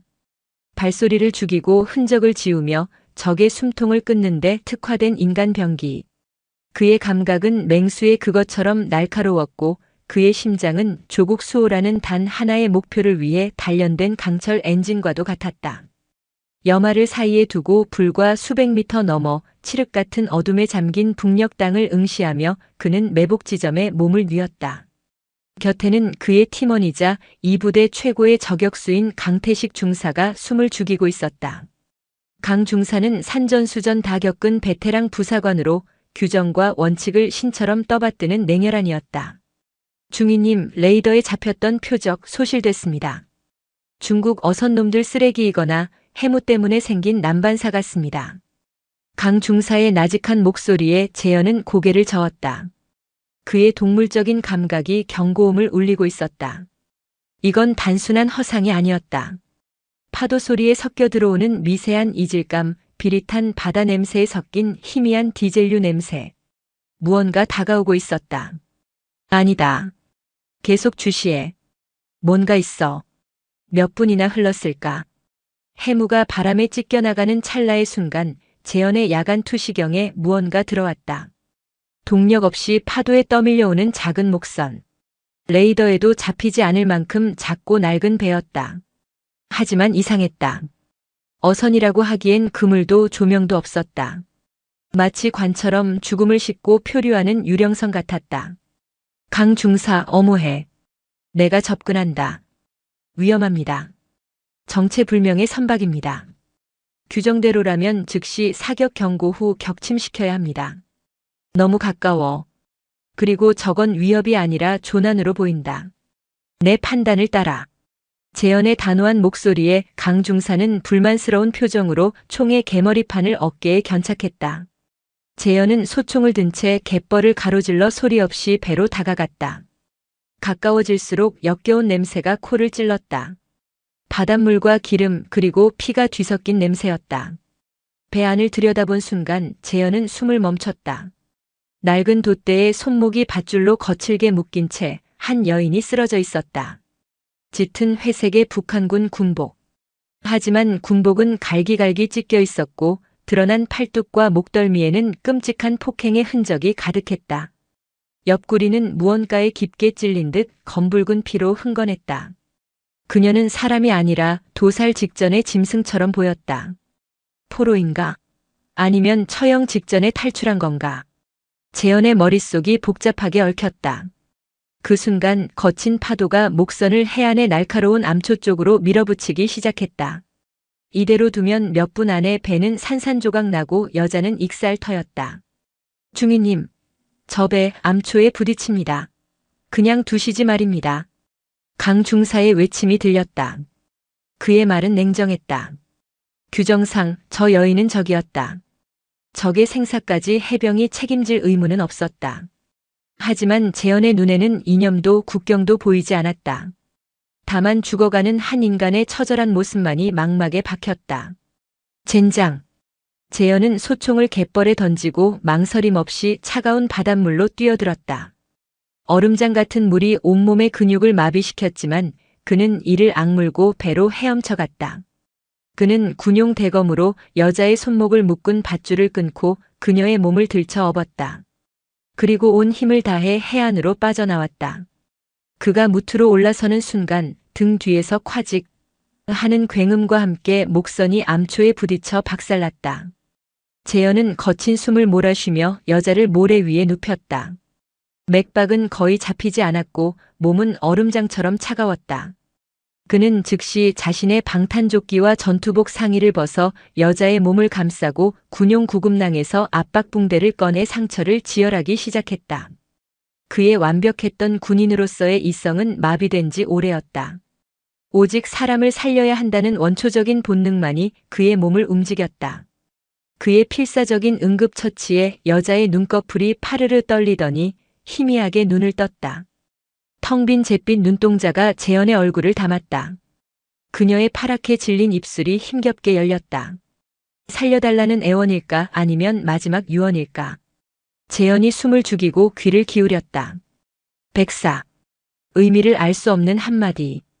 그것을 끝으로 여자는 다시 정신을 잃었다. 백사? 흰뱀? 알 수 없는 단어가 재현의 뇌리에 깊게 박혔다. 그때 강 중사가 굳은 얼굴로 다가왔다. 중위님, 상부에는 어떻게 보고하시겠습니까? 그의 눈빛은 재현의 행동이 규정 위반임을 명백히 지적하고 있었다. 재현은 잠시 망설였다. 그리고 결심한 듯 무전기를 들었다. 여기는 팬텀 하나. 해안에서 정체불명 조난 선박과 부상당한 민간인 한 명을 구조했다. 부상자는 북한 군복을 착용하고 있으나 의식불명 상태. 신속한 의료 지원 바란다. 이상. 그는 보고했다. 하지만 모든 것을 말하지는 않았다.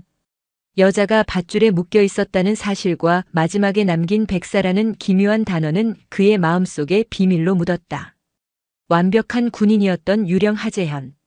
그는 그날 새벽 처음으로 조국이 아닌 자기 자신을 위한 거짓말을 했다. 그것이 앞으로 그의 삶을 송두리째 집어삼킬 거대한 비극의 시작임을 그때는 알지 못했다. 여자의 이름은 오연주, 나이는 24으로 밝혀졌다. 국군 수도병원 보안병동의 차가운 침대 위에서 의식을 회복한 그녀는 자신의 모든 것을 파헤치려는 낯선 남자들 앞에서 며칠간의 혹독한 합동신문을 견뎌야 했다.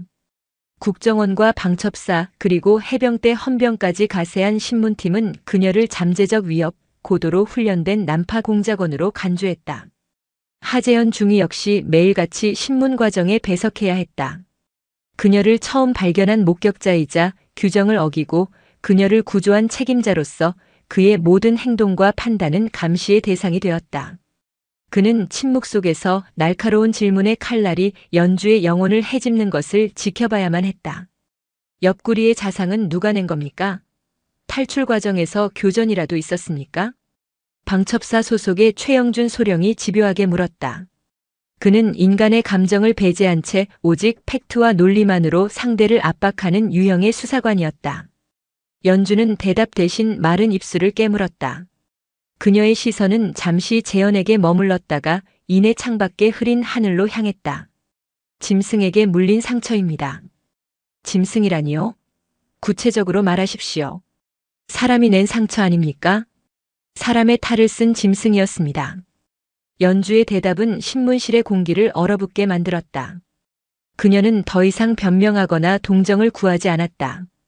대신 북한에서의 삶을, 특히 인민무력부 총정치국 선전대 내부에서 벌어졌던 끔찍한 진실을 잿빛 눈으로 담담하게 토해냈다. 그녀는 단순한 악기 연주자가 아니었다. 최고 위급 간부들의 비밀 연회에 동원되어 수를 따르고 웃음을 팔아야 했던 인간의 존엄성이 거세된 인형이었다. 그녀를 탐했던 한 권력자가 집착을 넘어 폭력을 휘둘렀고 마지막 순간 그녀는 그를 찌르고 도망쳤다고 했다. 목선은 그 권력자의 사적인 소유물이었고 그녀는 죽기 살기로 노를 저어 남쪽으로 향했다고 진술했다. 신문팀은 그녀의 말을 믿지 않았다. 너무나 드라마틱했고 위장 귀순자들이 흔히 사용하는 레퍼토리와 비슷했다. 하지만 재현은 달랐다.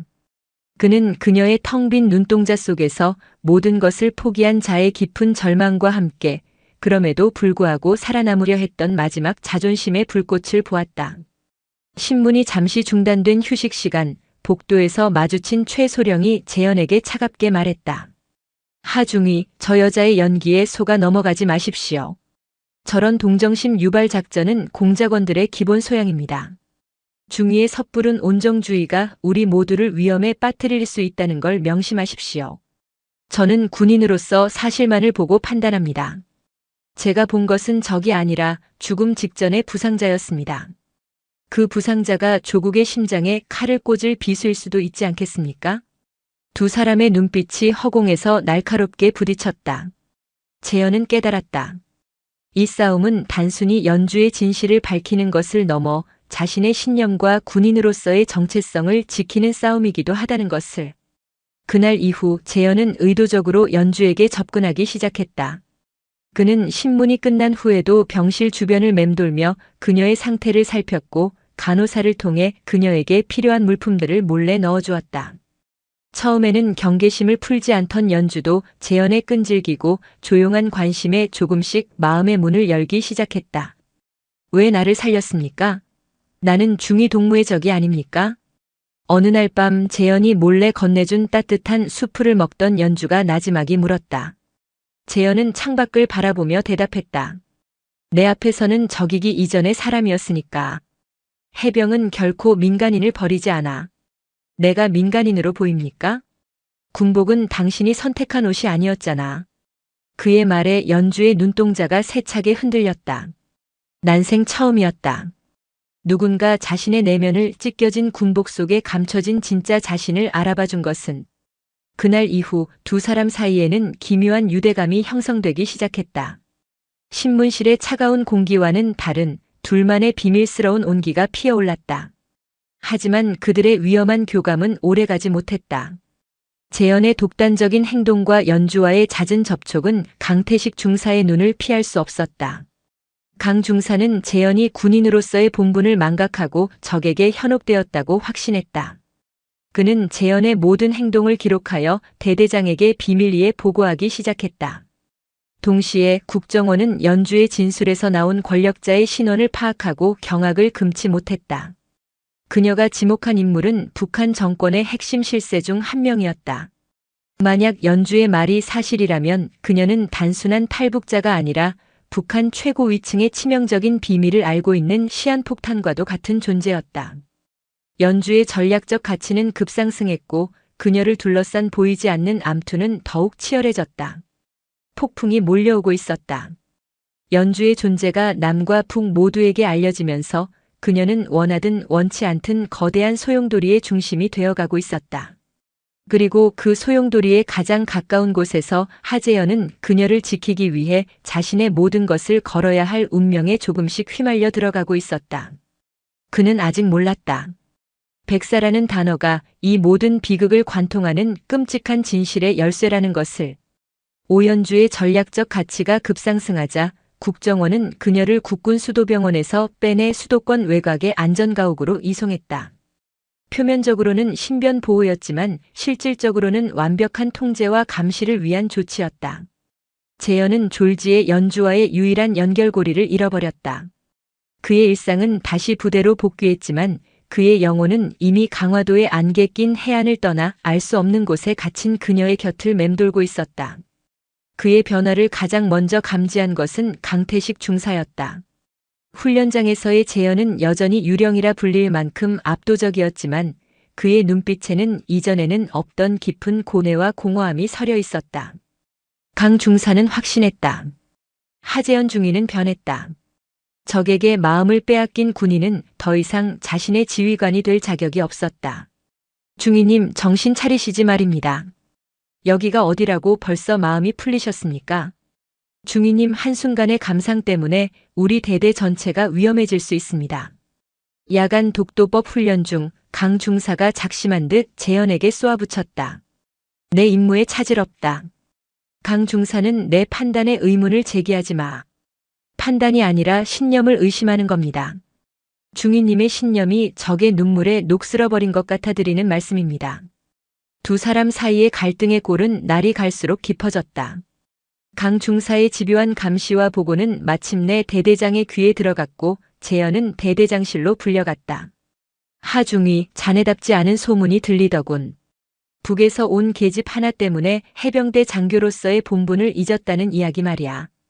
해병대 수색 대대장 김철규 중령은 불같은 성격과 함께 부하를 아끼는 마음 또한 뜨거운 지휘관이었다. 하지만 국가 안보와 관련된 문제에 있어서는 한치의 양보도 없는 인물이기도 했다. 사실무근입니다. 저는 규정대로 임무를 수행했을 뿐입니다. 규정? 자네가 차가운 바다에 뛰어든 게 어느 나라 규정에 나와 있나? 하재현, 정신 차려. 자네는 단순한 장교가 아니야. 해병대에서도 손꼽히는 인재고 장차 이 나라를 이끌 동량이다. 쓸데없는 감정에 휩쓸려 내 인생을 망치지 마. 대대장의 질책은 단순한 꾸짖음이 아니었다. 그를 아끼는 선배로서의 진심 어린 충고였다. 하지만 재현의 귀에는 그 어떤 말도 들리지 않았다. 그의 머릿속은 오직 연주에 대한 걱정으로 가득 차 있었다. 그녀는 지금 어디서 어떻게 지내고 있을까? 국정원 요원들은 그녀를 인간적으로 대해주고 있을까? 그는 미친 짓이라는 것을 알면서도 그녀를 찾아야겠다고 결심했다. 그는 자신의 정보망을 총동원했다. 육사 동기들, 해병대 선후배들, 심지어는 과거 작전에서 안면을 튼 국정원 하급 요원에게까지 빚을 져가며 연주가 있는 안전가옥의 위치를 수소문하기 시작했다. 군인이, 그것도 최전방 부대 장교가 국정원의 비밀 시설을 추적하는 것은 명백한 월권이자 반역 행위에 가까웠다. 하지만 그는 멈출 수 없었다. 한편 안전가옥에 격리된 연주는 또 다른 지옥을 경험하고 있었다. 그녀를 담당한 국정원 대북 심리팀장 박민선은 군인들과는 다른 방식으로 그녀의 영혼을 파고들었다. 그는 폭력이나 협박 대신 친절과 공감이라는 교묘한 무기를 사용했다. 연주 씨 많이 힘들었죠? 이제 여긴 안전해요. 우리가 지켜줄게요. 그 끔찍했던 기억들 다 잊고 새로 시작해야죠. 박 팀장은 그녀에게 따뜻한 차를 건네고 유명 브랜드의 옷과 화장품을 선물하며 그녀의 경계심을 허물었다.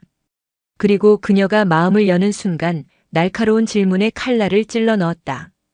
그런데 연주 씨를 폭행했다는 그 간부 정말 대단한 사람이던데. 그런 사람의 비밀을 많이 알고 있겠어요. 혹시 그 사람이 가지고 있던 외국 은행 계좌나 군사 기밀 같은 것들 기억나는 거 없어요? 저는 그런 건 모릅니다. 에이, 모를 리가. 하재현 중위도 연주 씨를 믿고 있던데 우리한테도 마음을 열어봐요. 우리가 연주 씨의 자유를 보장해 줄 수 있는 유일한 사람들이에요. 연주는 깨달았다.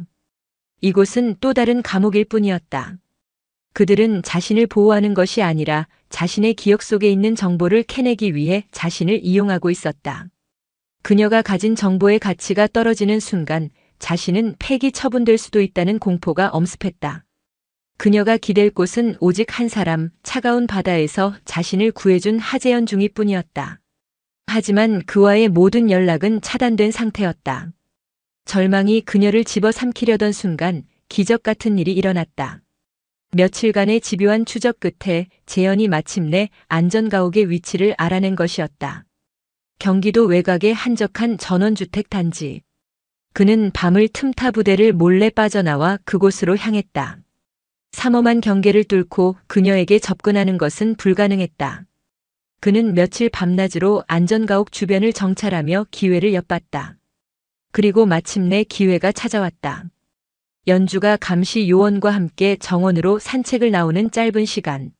재현은 미리 준비한 대포폰으로 그녀에게 문자를 보냈다. 나 하재현 중위. 당신을 구하러 왔다. 기회를 만들겠다. 문자를 확인한 연주의 심장이 미친 듯이 뛰기 시작했다. 재현은 안전가옥의 허술한 통신 보안을 뚫고 그녀가 가진 감시용 스마트워치에 메시지를 보낸 것이었다. 짧은 문자였지만 그것은 그녀에게 꺼져가던 희망의 불씨를 되살리는 기적의 메시지였다. 그녀는 더 이상 혼자가 아니었다. 재현의 계획은 대담하고 무모했다. 안전가옥의 전력을 차단하고 혼란을 틈타 그녀를 빼내기로 한 것이다.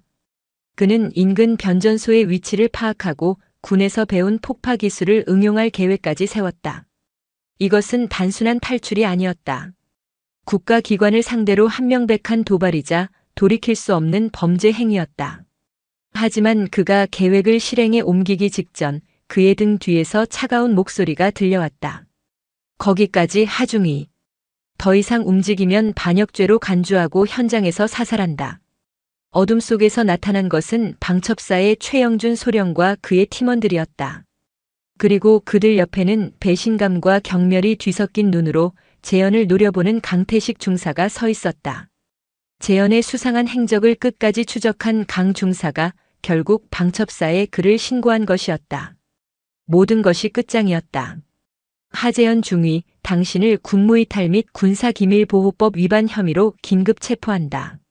차가운 금속 수갑이 재현의 손목에 채워지는 순간 그는 자신의 군 생활이, 아니 인생 전체가 끝났음을 직감했다.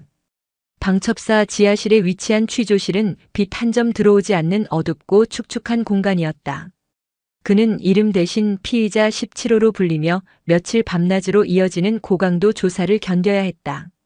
조사를 지휘한 최영준 소령은 재현을 단순한 탈영병으로 보지 않았다. 그는 오연주에게 포섭되어 국가에 반역하려 한 내부의 적으로 확신했다. 오연주에게 무슨 약점을 잡혔나? 아니면 처음부터 북의 지령을 받고 의도적으로 접근한 건가? 말해. 내 배후는 누구지? 최 소령은 잠을 재우지 않고 집요하게 재현을 몰아붙였다.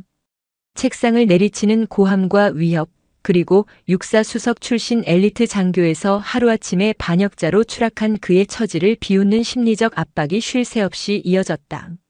저는 그저 한 사람을 구하려고 했을 뿐입니다. 구해? 국정원의 보호를 받는 사람을 내가 왜 구해? 그건 구출이 아니라 탈취, 납치 시도였어. 북으로 넘기려던 것 아닌가? 재현은 입을 다물었다. 자신의 행동을 변명할수록 상황은 더욱 악화될 뿐이었다. 그의 침묵은 최 소령에게 암묵적 인정으로 받아들여졌고 조사의 강도는 더욱 높아졌다. 한편 안전가옥의 오연주는 재현의 체포 소식을 듣고 완전히 무너져 내렸다. 자신 때문에 자신을 유일하게 믿어주고 구하려 했던 한 남자의 인생이 송두리째 파괴되었다는 죄책감이 그녀의 숨통을 조여왔다. 그녀를 감시하던 박민서 팀장은 이 기회를 놓치지 않았다. 연주 씨, 하재현 중위 때문에 마음이 아프겠어요. 하지만 그 사람 연주 씨를 진심으로 대한 게 아닐 수도 있어요. 처음부터 연주 씨를 이용해서 북의 정보를 팔아넘기려던 스파이였을지도 모르죠. 박 팀장은 교묘하게 이간질하며 재현이 작성했다는 거짓 자술서를 그녀 앞에 내밀었다. 그곳에는 오연주의 사상에 동조하여 그녀와 함께 월북을 기도했다는 터무니없는 내용이 적혀 있었다. 이건 거짓말입니다. 그럴 리가 없어요. 거짓말? 이건 방첩사에서 공식적으로 받은 수사 자료예요. 연주 씨가 지금이라도 하중위의 실체를 증언한다면 정상 참작해서 대한민국 국민으로 받아줄 수 있어요.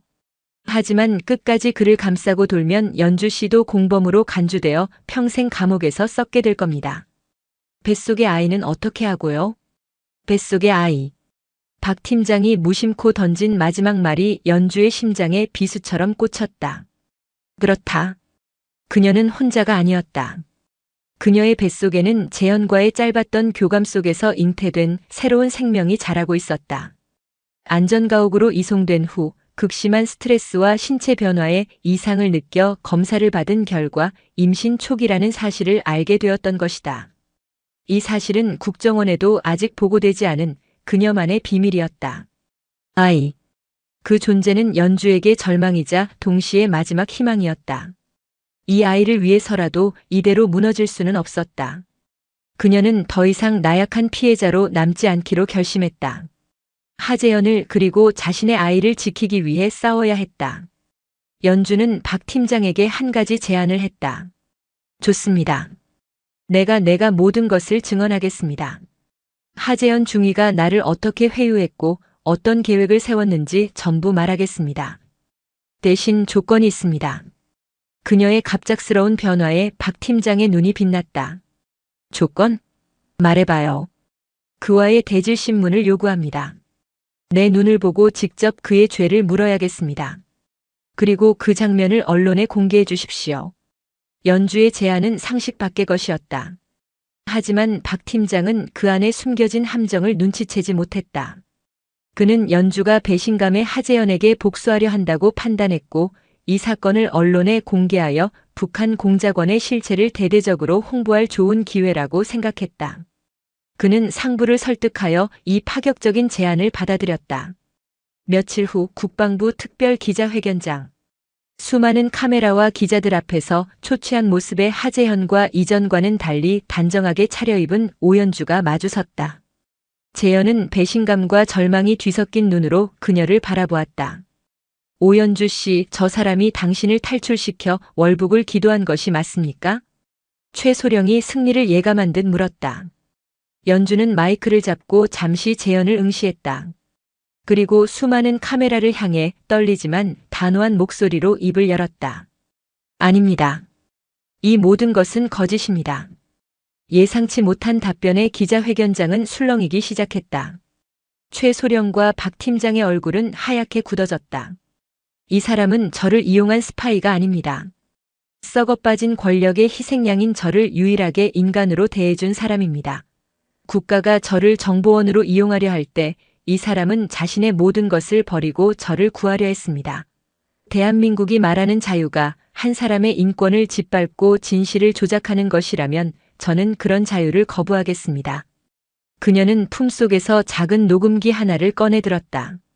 그 안에는 박민서 팀장이 자신을 회유하고 거짓 증언을 강요했던 모든 대화가 고스란히 담겨 있었다.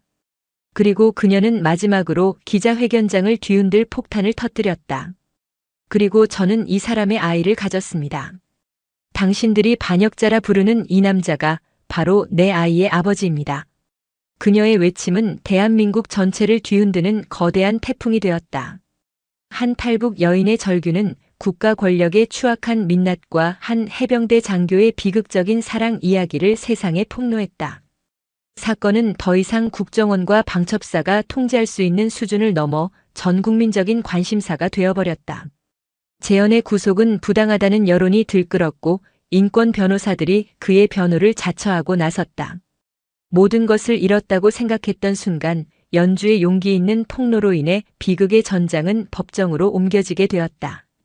오연주의 폭로는 대한민국을 발칵 뒤집어 놓았다. 임신한 탈북 여군과 그녀를 구하려다 반역자로 몰린 해병대 장교. 이보다 더 자극적이고 드라마틱한 이야기는 없었다. 언론은 연일 대서특필했고 여론은 하재현 중위에게 동정적인 방향으로 급격히 기울었다. 궁지에 몰린 국방부와 국정원은 어쩔 수 없이 재현을 불구속 상태로 군사재판에 넘겼다. 재현의 변호는 독사라는 별명을 가진 전직 군 법무관 출신 인권 변호사 민지선이 맡았다. 그녀는 군 내부의 부조리와 인권 문제에 있어서는 타협을 모르는 인물로 국가를 상대로 한 소송에서 단 한 번도 패소한 적이 없는 전설적인 인물이었다.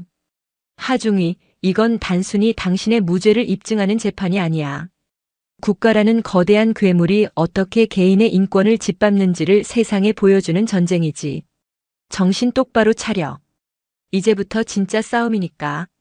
첫 재판이 열리던 날 법정은 기자들과 시민들로 발 디딜 틈이 없었다. 피고인석에 선 재현은 방청석에 앉은 연주를 바라보았다. 어느덧 배가 제법 불러온 그녀는 걱정스러운 눈빛으로 그를 응원하고 있었다. 두 사람은 눈빛만으로 서로의 안부를 묻고 서로에게 힘이 되어주었다. 군 검찰은 재현을 적에게 현혹되어 국가 안보를 위협한 파렴치한 반역자로 몰아붙였다. 그들은 강태식 중사를 증인으로 내세웠다. 강 중사는 증인석에서 재현이 초기 보고를 허위로 했으며 개인적인 감정으로 부대 내에서 여러 차례 돌발 행동을 했다고 증언했다. 그의 증언은 재현에게 불리하게 작용했다. 하지만 민지선 변호사의 반격은 날카로웠다. 그녀는 강 중사의 증언이 객관적인 사실이 아닌 개인적인 질투와 편견에 기반한 것임을 집요하게 파고들었다. 증인 하재현 중위가 중위님의 진급에 걸림돌이 된다고 생각한 적 있습니까? 증인은 하중위의 판단이 감상적이라고 했는데 눈앞에서 사람이 죽어가는 것을 구하는 것이 감상적인 겁니까? 아니면 인간적인 겁니까? 민 변호사의 송곳 같은 질문에 강 중사는 당황하며 제대로 답변하지 못했다. 재판의 하이라이트는 연주의 증인 신문이었다. 군 검찰은 그녀를 북한에서 특수훈련을 받은 공작원으로 몰아가려 했지만 그녀는 조금도 위축되지 않았다. 저는 공작원이 아닙니다. 만약 제가 공작원이었다면 이런 위험한 방법으로 탈출하지도 제 모든 것을 걸고 이 자리에 서지도 않았을 겁니다. 저는 그저 내 아이에게만큼은 사람이 사람답게 살 수 있는 세상을 보여주고 싶었을 뿐입니다. 그녀는 눈물을 흘리면서도 북에서 겪었던 끔찍한 인권 유린의 실태와 국정원에서 겪었던 2차 가해를 담담하게 증언했다. 그녀의 진심 어린 호소는 배심원들의 마음을 움직였다. 재판이 막바지로 향할 무렵 예상치 못한 변수가 발생했다. 북한이 이례적으로 공식 매체를 통해 오연주를 조국을 배신하고 남조선으로 도주한 추악한 반역자이자 부르주아의 놀이개라고 맹비난하고 나선 것이다. 이것은 군 검찰에게는 그녀가 중요한 인물이라는 증거로, 민 변호사에게는 그녀의 탈북 동기가 사실이라는 증거로 동시에 활용될 수 있는 양날의 검이었다. 상황은 더욱 복잡하게 얽혀갔다. 재판이 세간의 이목을 끌면서 연주의 존재는 미국과 중국의 정보기관에게도 주요 관심사가 되었다. 그녀가 알고 있을지 모를 북한 권력층의 비밀은 한반도의 정세를 뒤흔들 수 있는 민감한 정보였기 때문이었다. 재현과 연주는 자신들도 모르는 사이 거대한 국제적 첩보전의 한가운데에 놓이게 된 것이었다. 최후 변론에서 민지선 변호사는 뜨겁게 외쳤다. 존경하는 재판장님, 지금 이 자리에서 우리가 심판해야 할 것은 법 조항 몇 줄이 아닙니다. 그것은 바로 이념의 시대가 남긴 비극적인 상처와 그럼에도 불구하고 꽃 피운 한 남녀의 숭고한 사랑, 그리고 곧 태어날 한 생명의 미래입니다. 부디 법의 이름으로 또 다른 비극을 만드는 우를 범하지 말아 주십시오.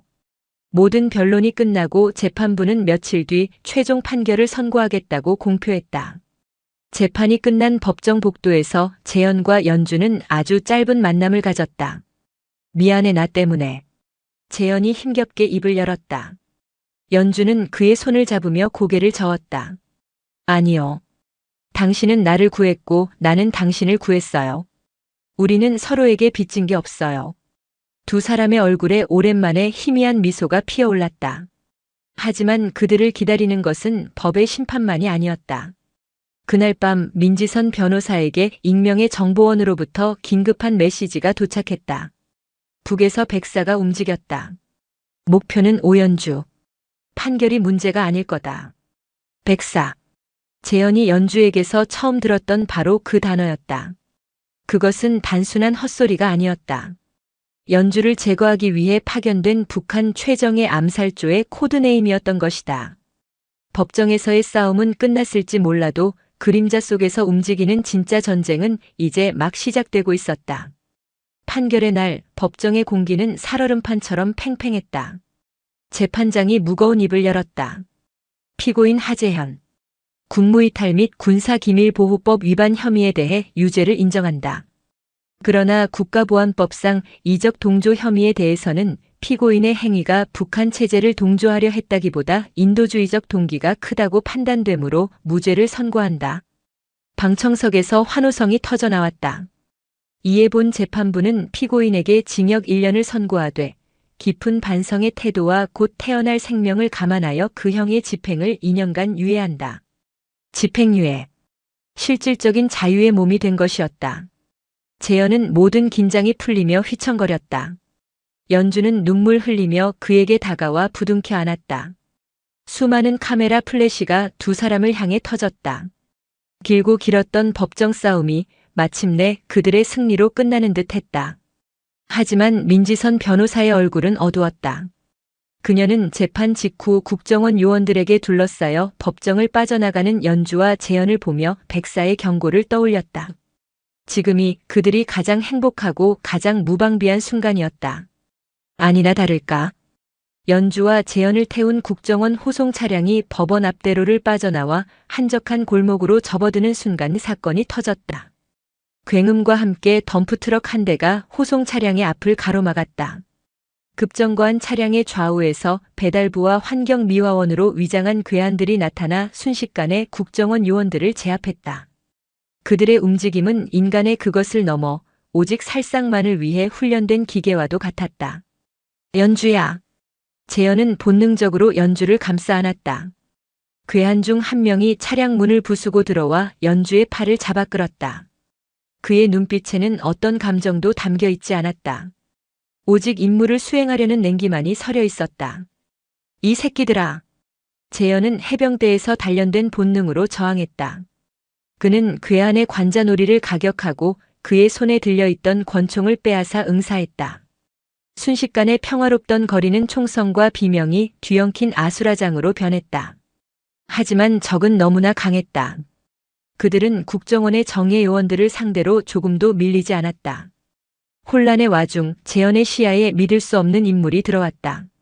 법정에서 그에게 불리한 증언을 했던 강태식 중사였다. 그는 어느새 현장에 나타나 연주를 끌고 가려는 다른 괴한의 앞을 가로막고 있었다. 강 중사, 내가 왜 빚을 갚으러 왔습니다. 군인의 명예는 전장에서 지키는 겁니다.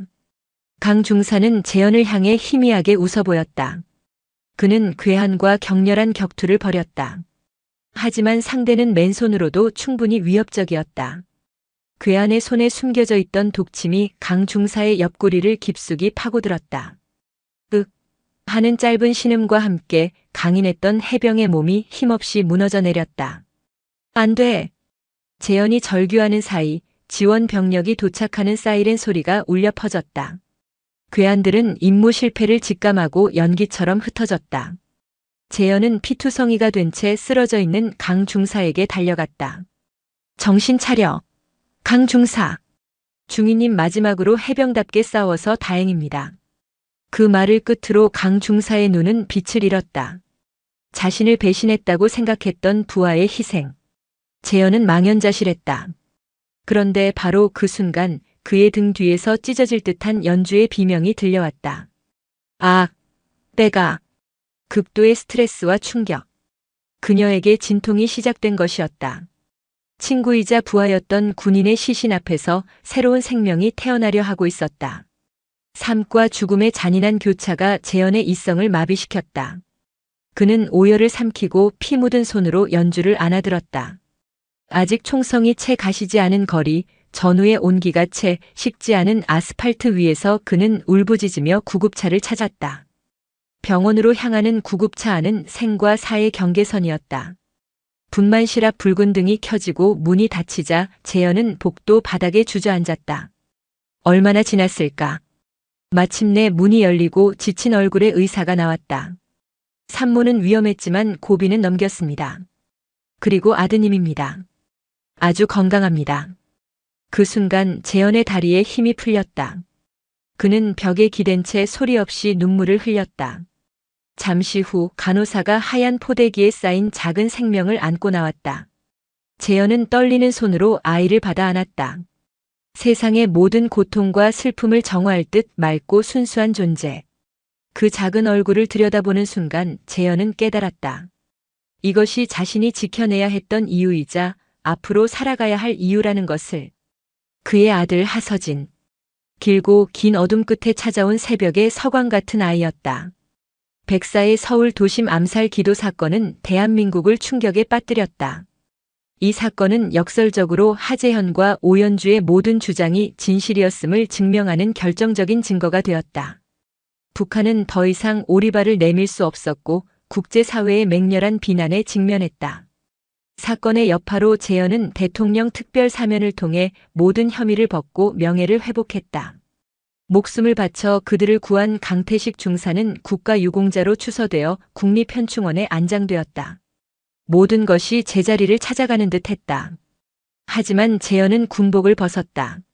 전우를 잃은 전장은 그에게 더 이상 명예로운 곳이 아니었다. 그와 연주 그리고 갓 태어난 아들 서진은 국정원의 삼엄한 보호 아래 새로운 삶을 시작했다. 정부는 그들에게 새로운 신분과 거처를 제공했지만 그들의 삶은 여전히 보이지 않는 감옥과도 같았다. 백사의 위협은 끝나지 않았고 그들은 언제 어디서 다시 나타날지 모르는 유령들을 피해 살아야 했다. 몇 년의 세월이 흘렀다. 재현과 연주 그리고 훌쩍 자란 서진은 제주도의 한적한 해안 마을에서 평범한 이웃으로 위장한 채 살아가고 있었다. 재현은 김민준이라는 새로운 이름으로 작은 어선을 모는 어부가 되었고 연주는 박서윤이라는 이름으로 동네 아이들에게 피아노를 가르쳤다. 그들의 얼굴에는 세월의 상처와 함께 소소한 행복의 흔적이 자리 잡고 있었다. 하지만 평화는 길지 않았다. 어느 날 재현이 조업을 마치고 항구로 돌아왔을 때 낯선 남자들이 그를 기다리고 있었다. 국정원 요원들이었다. 오랜만입니다, 하재현 씨. 상의할 일이 있어서 왔습니다. 그들을 따라 도착한 곳은 제주 시내의 한 호텔 스위트룸이었다. 그곳에는 방첩사의 최영준 소령과 국정원의 박민서 팀장이 앉아 있었다. 최 소령은 어느덧 중령으로 진급해 있었다. 무슨 일입니까? 이제 와서 나한테 볼 일이 남았나? 재현의 목소리는 차가웠다. 최 중령이 서류 한 장을 내밀었다. 백사가 다시 움직이기 시작했습니다. 이번 목표는 우리가 아닙니다. 중국으로 망명한 북한의 고위급 과학자를 제거하라는 임무를 받았다는 첩보가 입수됐습니다. 그걸 왜 나한테 말하는 겁니까? 그 과학자 황 박사는 오연주 씨가 증언했던 그 권력자의 최측근이었습니다. 그리고 백사의 리더는 과거 오연주 씨와 깊은 관련이 있는 인물입니다. 당신 아내만이 그들의 움직임을 예측하고 막을 수 있는 유일한 열쇠입니다. 그들의 제안은 잔인했다. 이제야 겨우 평범한 삶을 찾은 연주를 다시 한번 위험한 첩보전의 한가운데로 끌어들이라는 것이었다. 미친 소리. 내 아내는 더 이상 당신들의 장기말이 아니야. 당장 돌아가. 재현은 단호하게 거절했다. 하지만 박민서 팀장이 나지막이 말했다. 이번 임무를 막지 못하면 그들은 다음 목표로 당신 가족을 찾아올 겁니다. 당신들이 어디에 숨든 그들은 반드시 찾아낼 겁니다. 이건 부탁이 아니라 당신 가족의 생존이 걸린 문제입니다. 그날 밤 재현은 뜬 눈으로 밤을 새웠다. 그는 모든 것을 연주에게 털어놓았다. 연주는 아무 말 없이 그의 이야기를 들었다.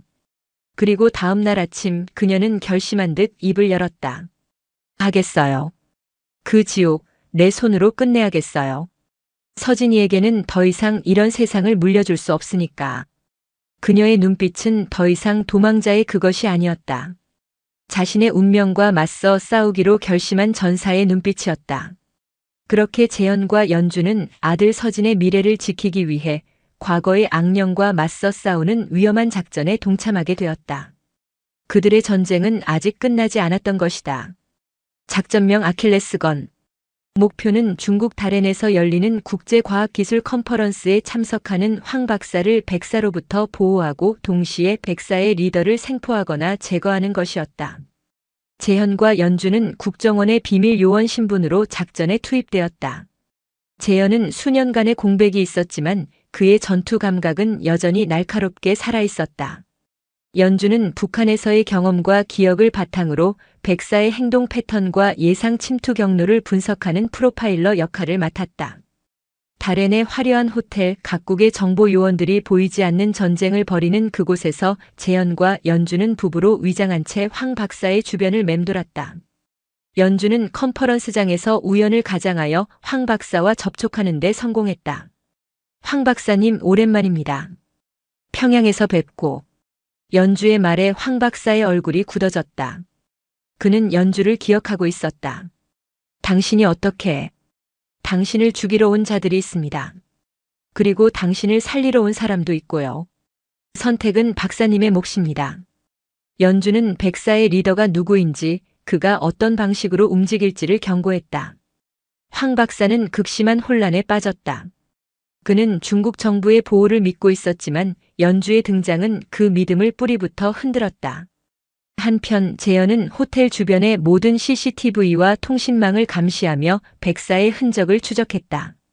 그리고 마침내 호텔 직원으로 위장한 채 움직이는 한 남자를 포착했다. 그의 걸음걸이, 주위를 경계하는 미세한 눈빛. 재현은 직감했다. 저자가 바로 백사의 일원이라는 것을.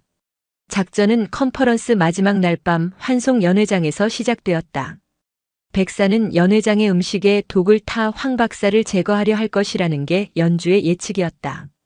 국정원 요원들이 연회장 곳곳에 배치되었고 재현은 총지휘관인 최영준 중령과 함께 상황실에서 모든 것을 지켜보고 있었다. 하지만 백사의 계획은 그들의 예상을 뛰어넘었다. 그들은 음식이 아닌 연회장의 스프링클러 시스템에 무색무취의 신경가스를 주입한 것이었다. 특정 시간이 되면 화재 경보를 울려 사람들을 대피시키고 혼란 속에서 스프링클러를 작동시켜 연회장 전체를 죽음의 공간으로 만들 계획이었다. 이상합니다. 연회장 환기 시스템에 누군가 침입한 흔적이 있습니다. 상황실 요원의 다급한 보고에 연주의 얼굴이 하얗게 질렸다. 함정이야. 그들의 목표는 황 박사 한 명이 아니었어. 남측 요원들을 포함한 연회장 전체를 제거하려는 거야. 그 순간 날카로운 화재 경보음이 호텔 전체에 울려 퍼졌다. 연회장은 순식간에 아수라장이 되었다. 사람들은 비명을 지르며 출구로 몰려들었다. 전원 방독면 착용. 지금 즉시 황 박사 확보하고 가스 살포를 막아. 최중령의 명령이 떨어졌지만 이미 늦었다. 천장의 스프링클러에서 치명적인 가스가 뿜어져 나오기 시작했다. 내가 가겠어. 재현은 방독면을 쓰고 권총을 든 채 상황실을 뛰쳐나갔다. 그는 지옥으로 변한 연회장을 가로질러 가스 제어 시스템이 있는 기계실로 향했다. 복도 곳곳에서 백사의 조직원들이 나타나 그의 앞을 가로막았다. 재현은 유령이라는 명성에 걸맞게 소리 없는 암살자처럼 그들을 하나씩 쓰러뜨렸다. 기계실에 도착했을 때 마지막 한 명이 그의 앞을 가로막았다. 백사의 리더였다. 그리고 그의 얼굴을 확인한 순간 재현은 경악을 금치 못했다. 그는 다름 아닌 과거 연주가 증언했던 그녀를 끔찍하게 유린했던 바로 그 북한군 장교였다. 그는 모종의 이유로 숙청되지 않고 비밀 암살조의 리더가 되어 복수를 위해 나타난 것이었다. 내 놈이었군. 내 것을 훔쳐간 도둑놈이. 남자는 비릿한 미소를 지으며 재현에게 달려들었다. 두 사람의 처절한 사투가 시작되었다. 한 명은 잃어버린 것을 되찾으려는 추악한 집착으로, 다른 한 명은 사랑하는 가족을 지키려는 절박한 의지로 맞섰다. 오랜 격투 끝에 재현은 남자의 심장에 총알을 박아 넣는데 성공했다. 그리고 비틀거리며 가스 제어 시스템의 메인 밸브를 잠갔다. 모든 것이 끝났을 때 재현은 피투성이가 된 채 바닥에 쓰러졌다. 그의 희미해져가는 의식 속으로 방독면을 쓴 채 달려오는 연주의 모습이 보였다. 그녀는 울면서 그의 이름을 불렀다. 재현은 힘겹게 손을 뻗어 그녀의 뺨을 어루만졌다. 서진이 우리 아들 잘 부탁해. 그 말을 끝으로 그의 눈이 천천히 감겼다. 하재현의 장례는 국립서울현충원에서 국가유공자 예우로 엄수되었다. 그는 조국을 배신한 반역자가 아닌 목숨을 바쳐 국가의 위기를 막아낸 이름 없는 영웅으로 기록되었다. 검은 상복을 입은 연주는 아들 서진의 손을 잡고 남편의 묘비 앞에서 소리 없이 눈물을 흘렸다. 그녀의 곁에는 최영준 대령과 민지선 변호사가 함께 서 있었다. 그는 최고의 군인이었습니다. 그리고 최고의 남편이자 아버지였습니다. 최 대령의 말에 연주는 고개를 끄덕였다. 그녀의 마음속에서 재현은 영원히 살아 숨쉬는 존재였다. 몇 년 후 연주는 박서윤이라는 이름으로 대한민국에 완전히 정착했다. 그녀는 국정원의 제안을 받아 탈북자들의 초기 정착을 돕고 그들의 심리적 상처를 치유해주는 전문 상담가로 활동하고 있었다. 그녀 자신이 겪었던 끔찍한 고통과 비극은 이제 다른 이들의 상처를 보듬어주는 힘이 되었다. 아들 서진은 아빠를 닮아 씩씩하고 엄마를 닮아 마음이 따뜻한 아이로 자라났다. 연주는 가끔 서진을 데리고 현충원을 찾았다. 아빠는 어떤 사람이었어요? 아빠의 얼굴을 기억하지 못하는 아들의 질문에 연주는 늘 같은 대답을 해주었다. 아빠는 세상에서 가장 용감한 사람이었어. 그리고 엄마와 서진이를 세상에서 가장 사랑했던 사람이었지. 그녀는 더 이상 과거에 얽매여 슬퍼하지 않았다. 재현이 목숨과 맞바꾼 평화와 행복의 무게를 알기에 그녀는 아들과 함께 꿋꿋하게 살아가는 것으로 그에게 보답하려 했다. 어느 봄날 연주는 서진과 함께 제주도의 작은 해변을 찾았다. 그곳은 재현과 함께 살았던 짧지만 가장 행복했던 기억이 담긴 곳이었다. 모래사장에서 뛰어노는 아들을 바라보던 연주의 눈에 저 멀리 수평선 너머로 날아가는 철새떼가 들어왔다. 남과 북을 자유롭게 오가는 새들. 서진아, 언젠가 우리도 저 새들처럼 아빠가 태어난 곳에도 엄마가 태어난 곳에도 자유롭게 갈 수 있는 날이 올 거야. 그녀의 목소리에는 슬픔이 아닌 굳건한 희망이 담겨 있었다. 한편 그 시간 대한민국 국정원 지하 벙커. 최영준 대령은 위성으로 전송된 한 장의 사진을 보고 있었다. 사진 속에는 평양의 한 고급 아파트 발코니에서 아래를 내려다보는 한 남자의 모습이 담겨 있었다. 그는 바로 몇 년 전 다롄에서 하재현에게 사살되었던 백사의 리더였다. 역시 살아있었군. 최 대령은 쓴웃음을 지었다. 다롄에서의 총격전, 그것은 완벽하게 짜인 연극이었다. 백사의 리더는 국정원과의 비밀 협상을 통해 자신의 죽음을 위장하고 북한 내부의 극비 정보를 넘기는 대가로 새로운 신분을 얻어 제3국으로 망명했던 것이다. 하재현은 그 거대한 정보전의 마지막 희생양이었을 뿐이었다. 최 대령은 사진을 파쇄기에 넣었다. 이 추악한 진실은 하재현의 명예와 연주의 평화를 위해 영원히 묻혀야만 했다. 그는 창밖을 바라보았다. 분단의 비극은 여전히 현재 진행형이었고 보이지 않는 전쟁은 끝나지 않았다. 몇 년의 세월이 더 흘렀다. 대한민국과 북한의 관계는 기나긴 대립의 시대를 끝내고 마침내 평화와 공존의 시대로 접어들었다.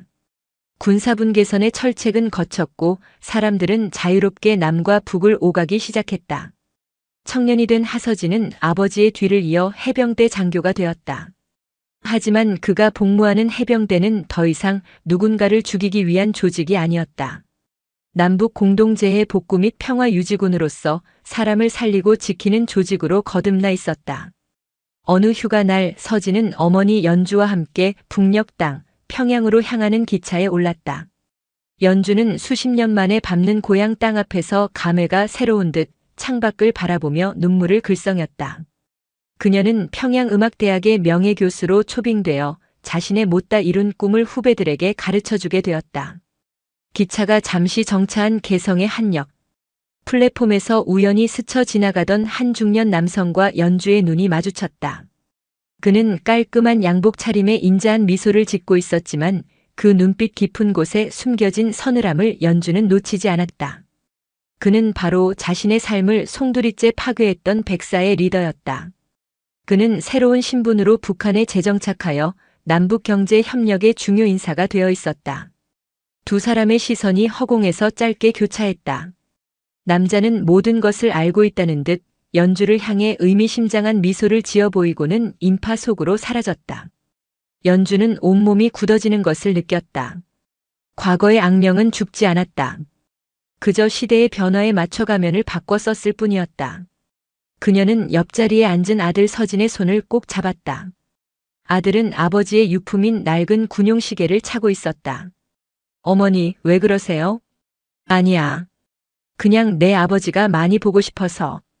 연주는 더 이상 두려워하지 않기로 했다. 추악한 진실은 여전히 살아 숨쉬고 있었지만 그녀 곁에는 아버지를 넘어선 아들이 그리고 남편이 목숨 바쳐 지켜낸 평화로운 세상이 있었다. 기차는 다시 서울을 향해 달리기 시작했다. 창밖으로 펼쳐진 풍경은 더 이상 분단의 상처가 아닌 새로운 희망으로 가득 차 있었다. 연주는 깨달았다. 진정한 평화는 철책이 거치는 것만으로 완성되지 않는다는 것을.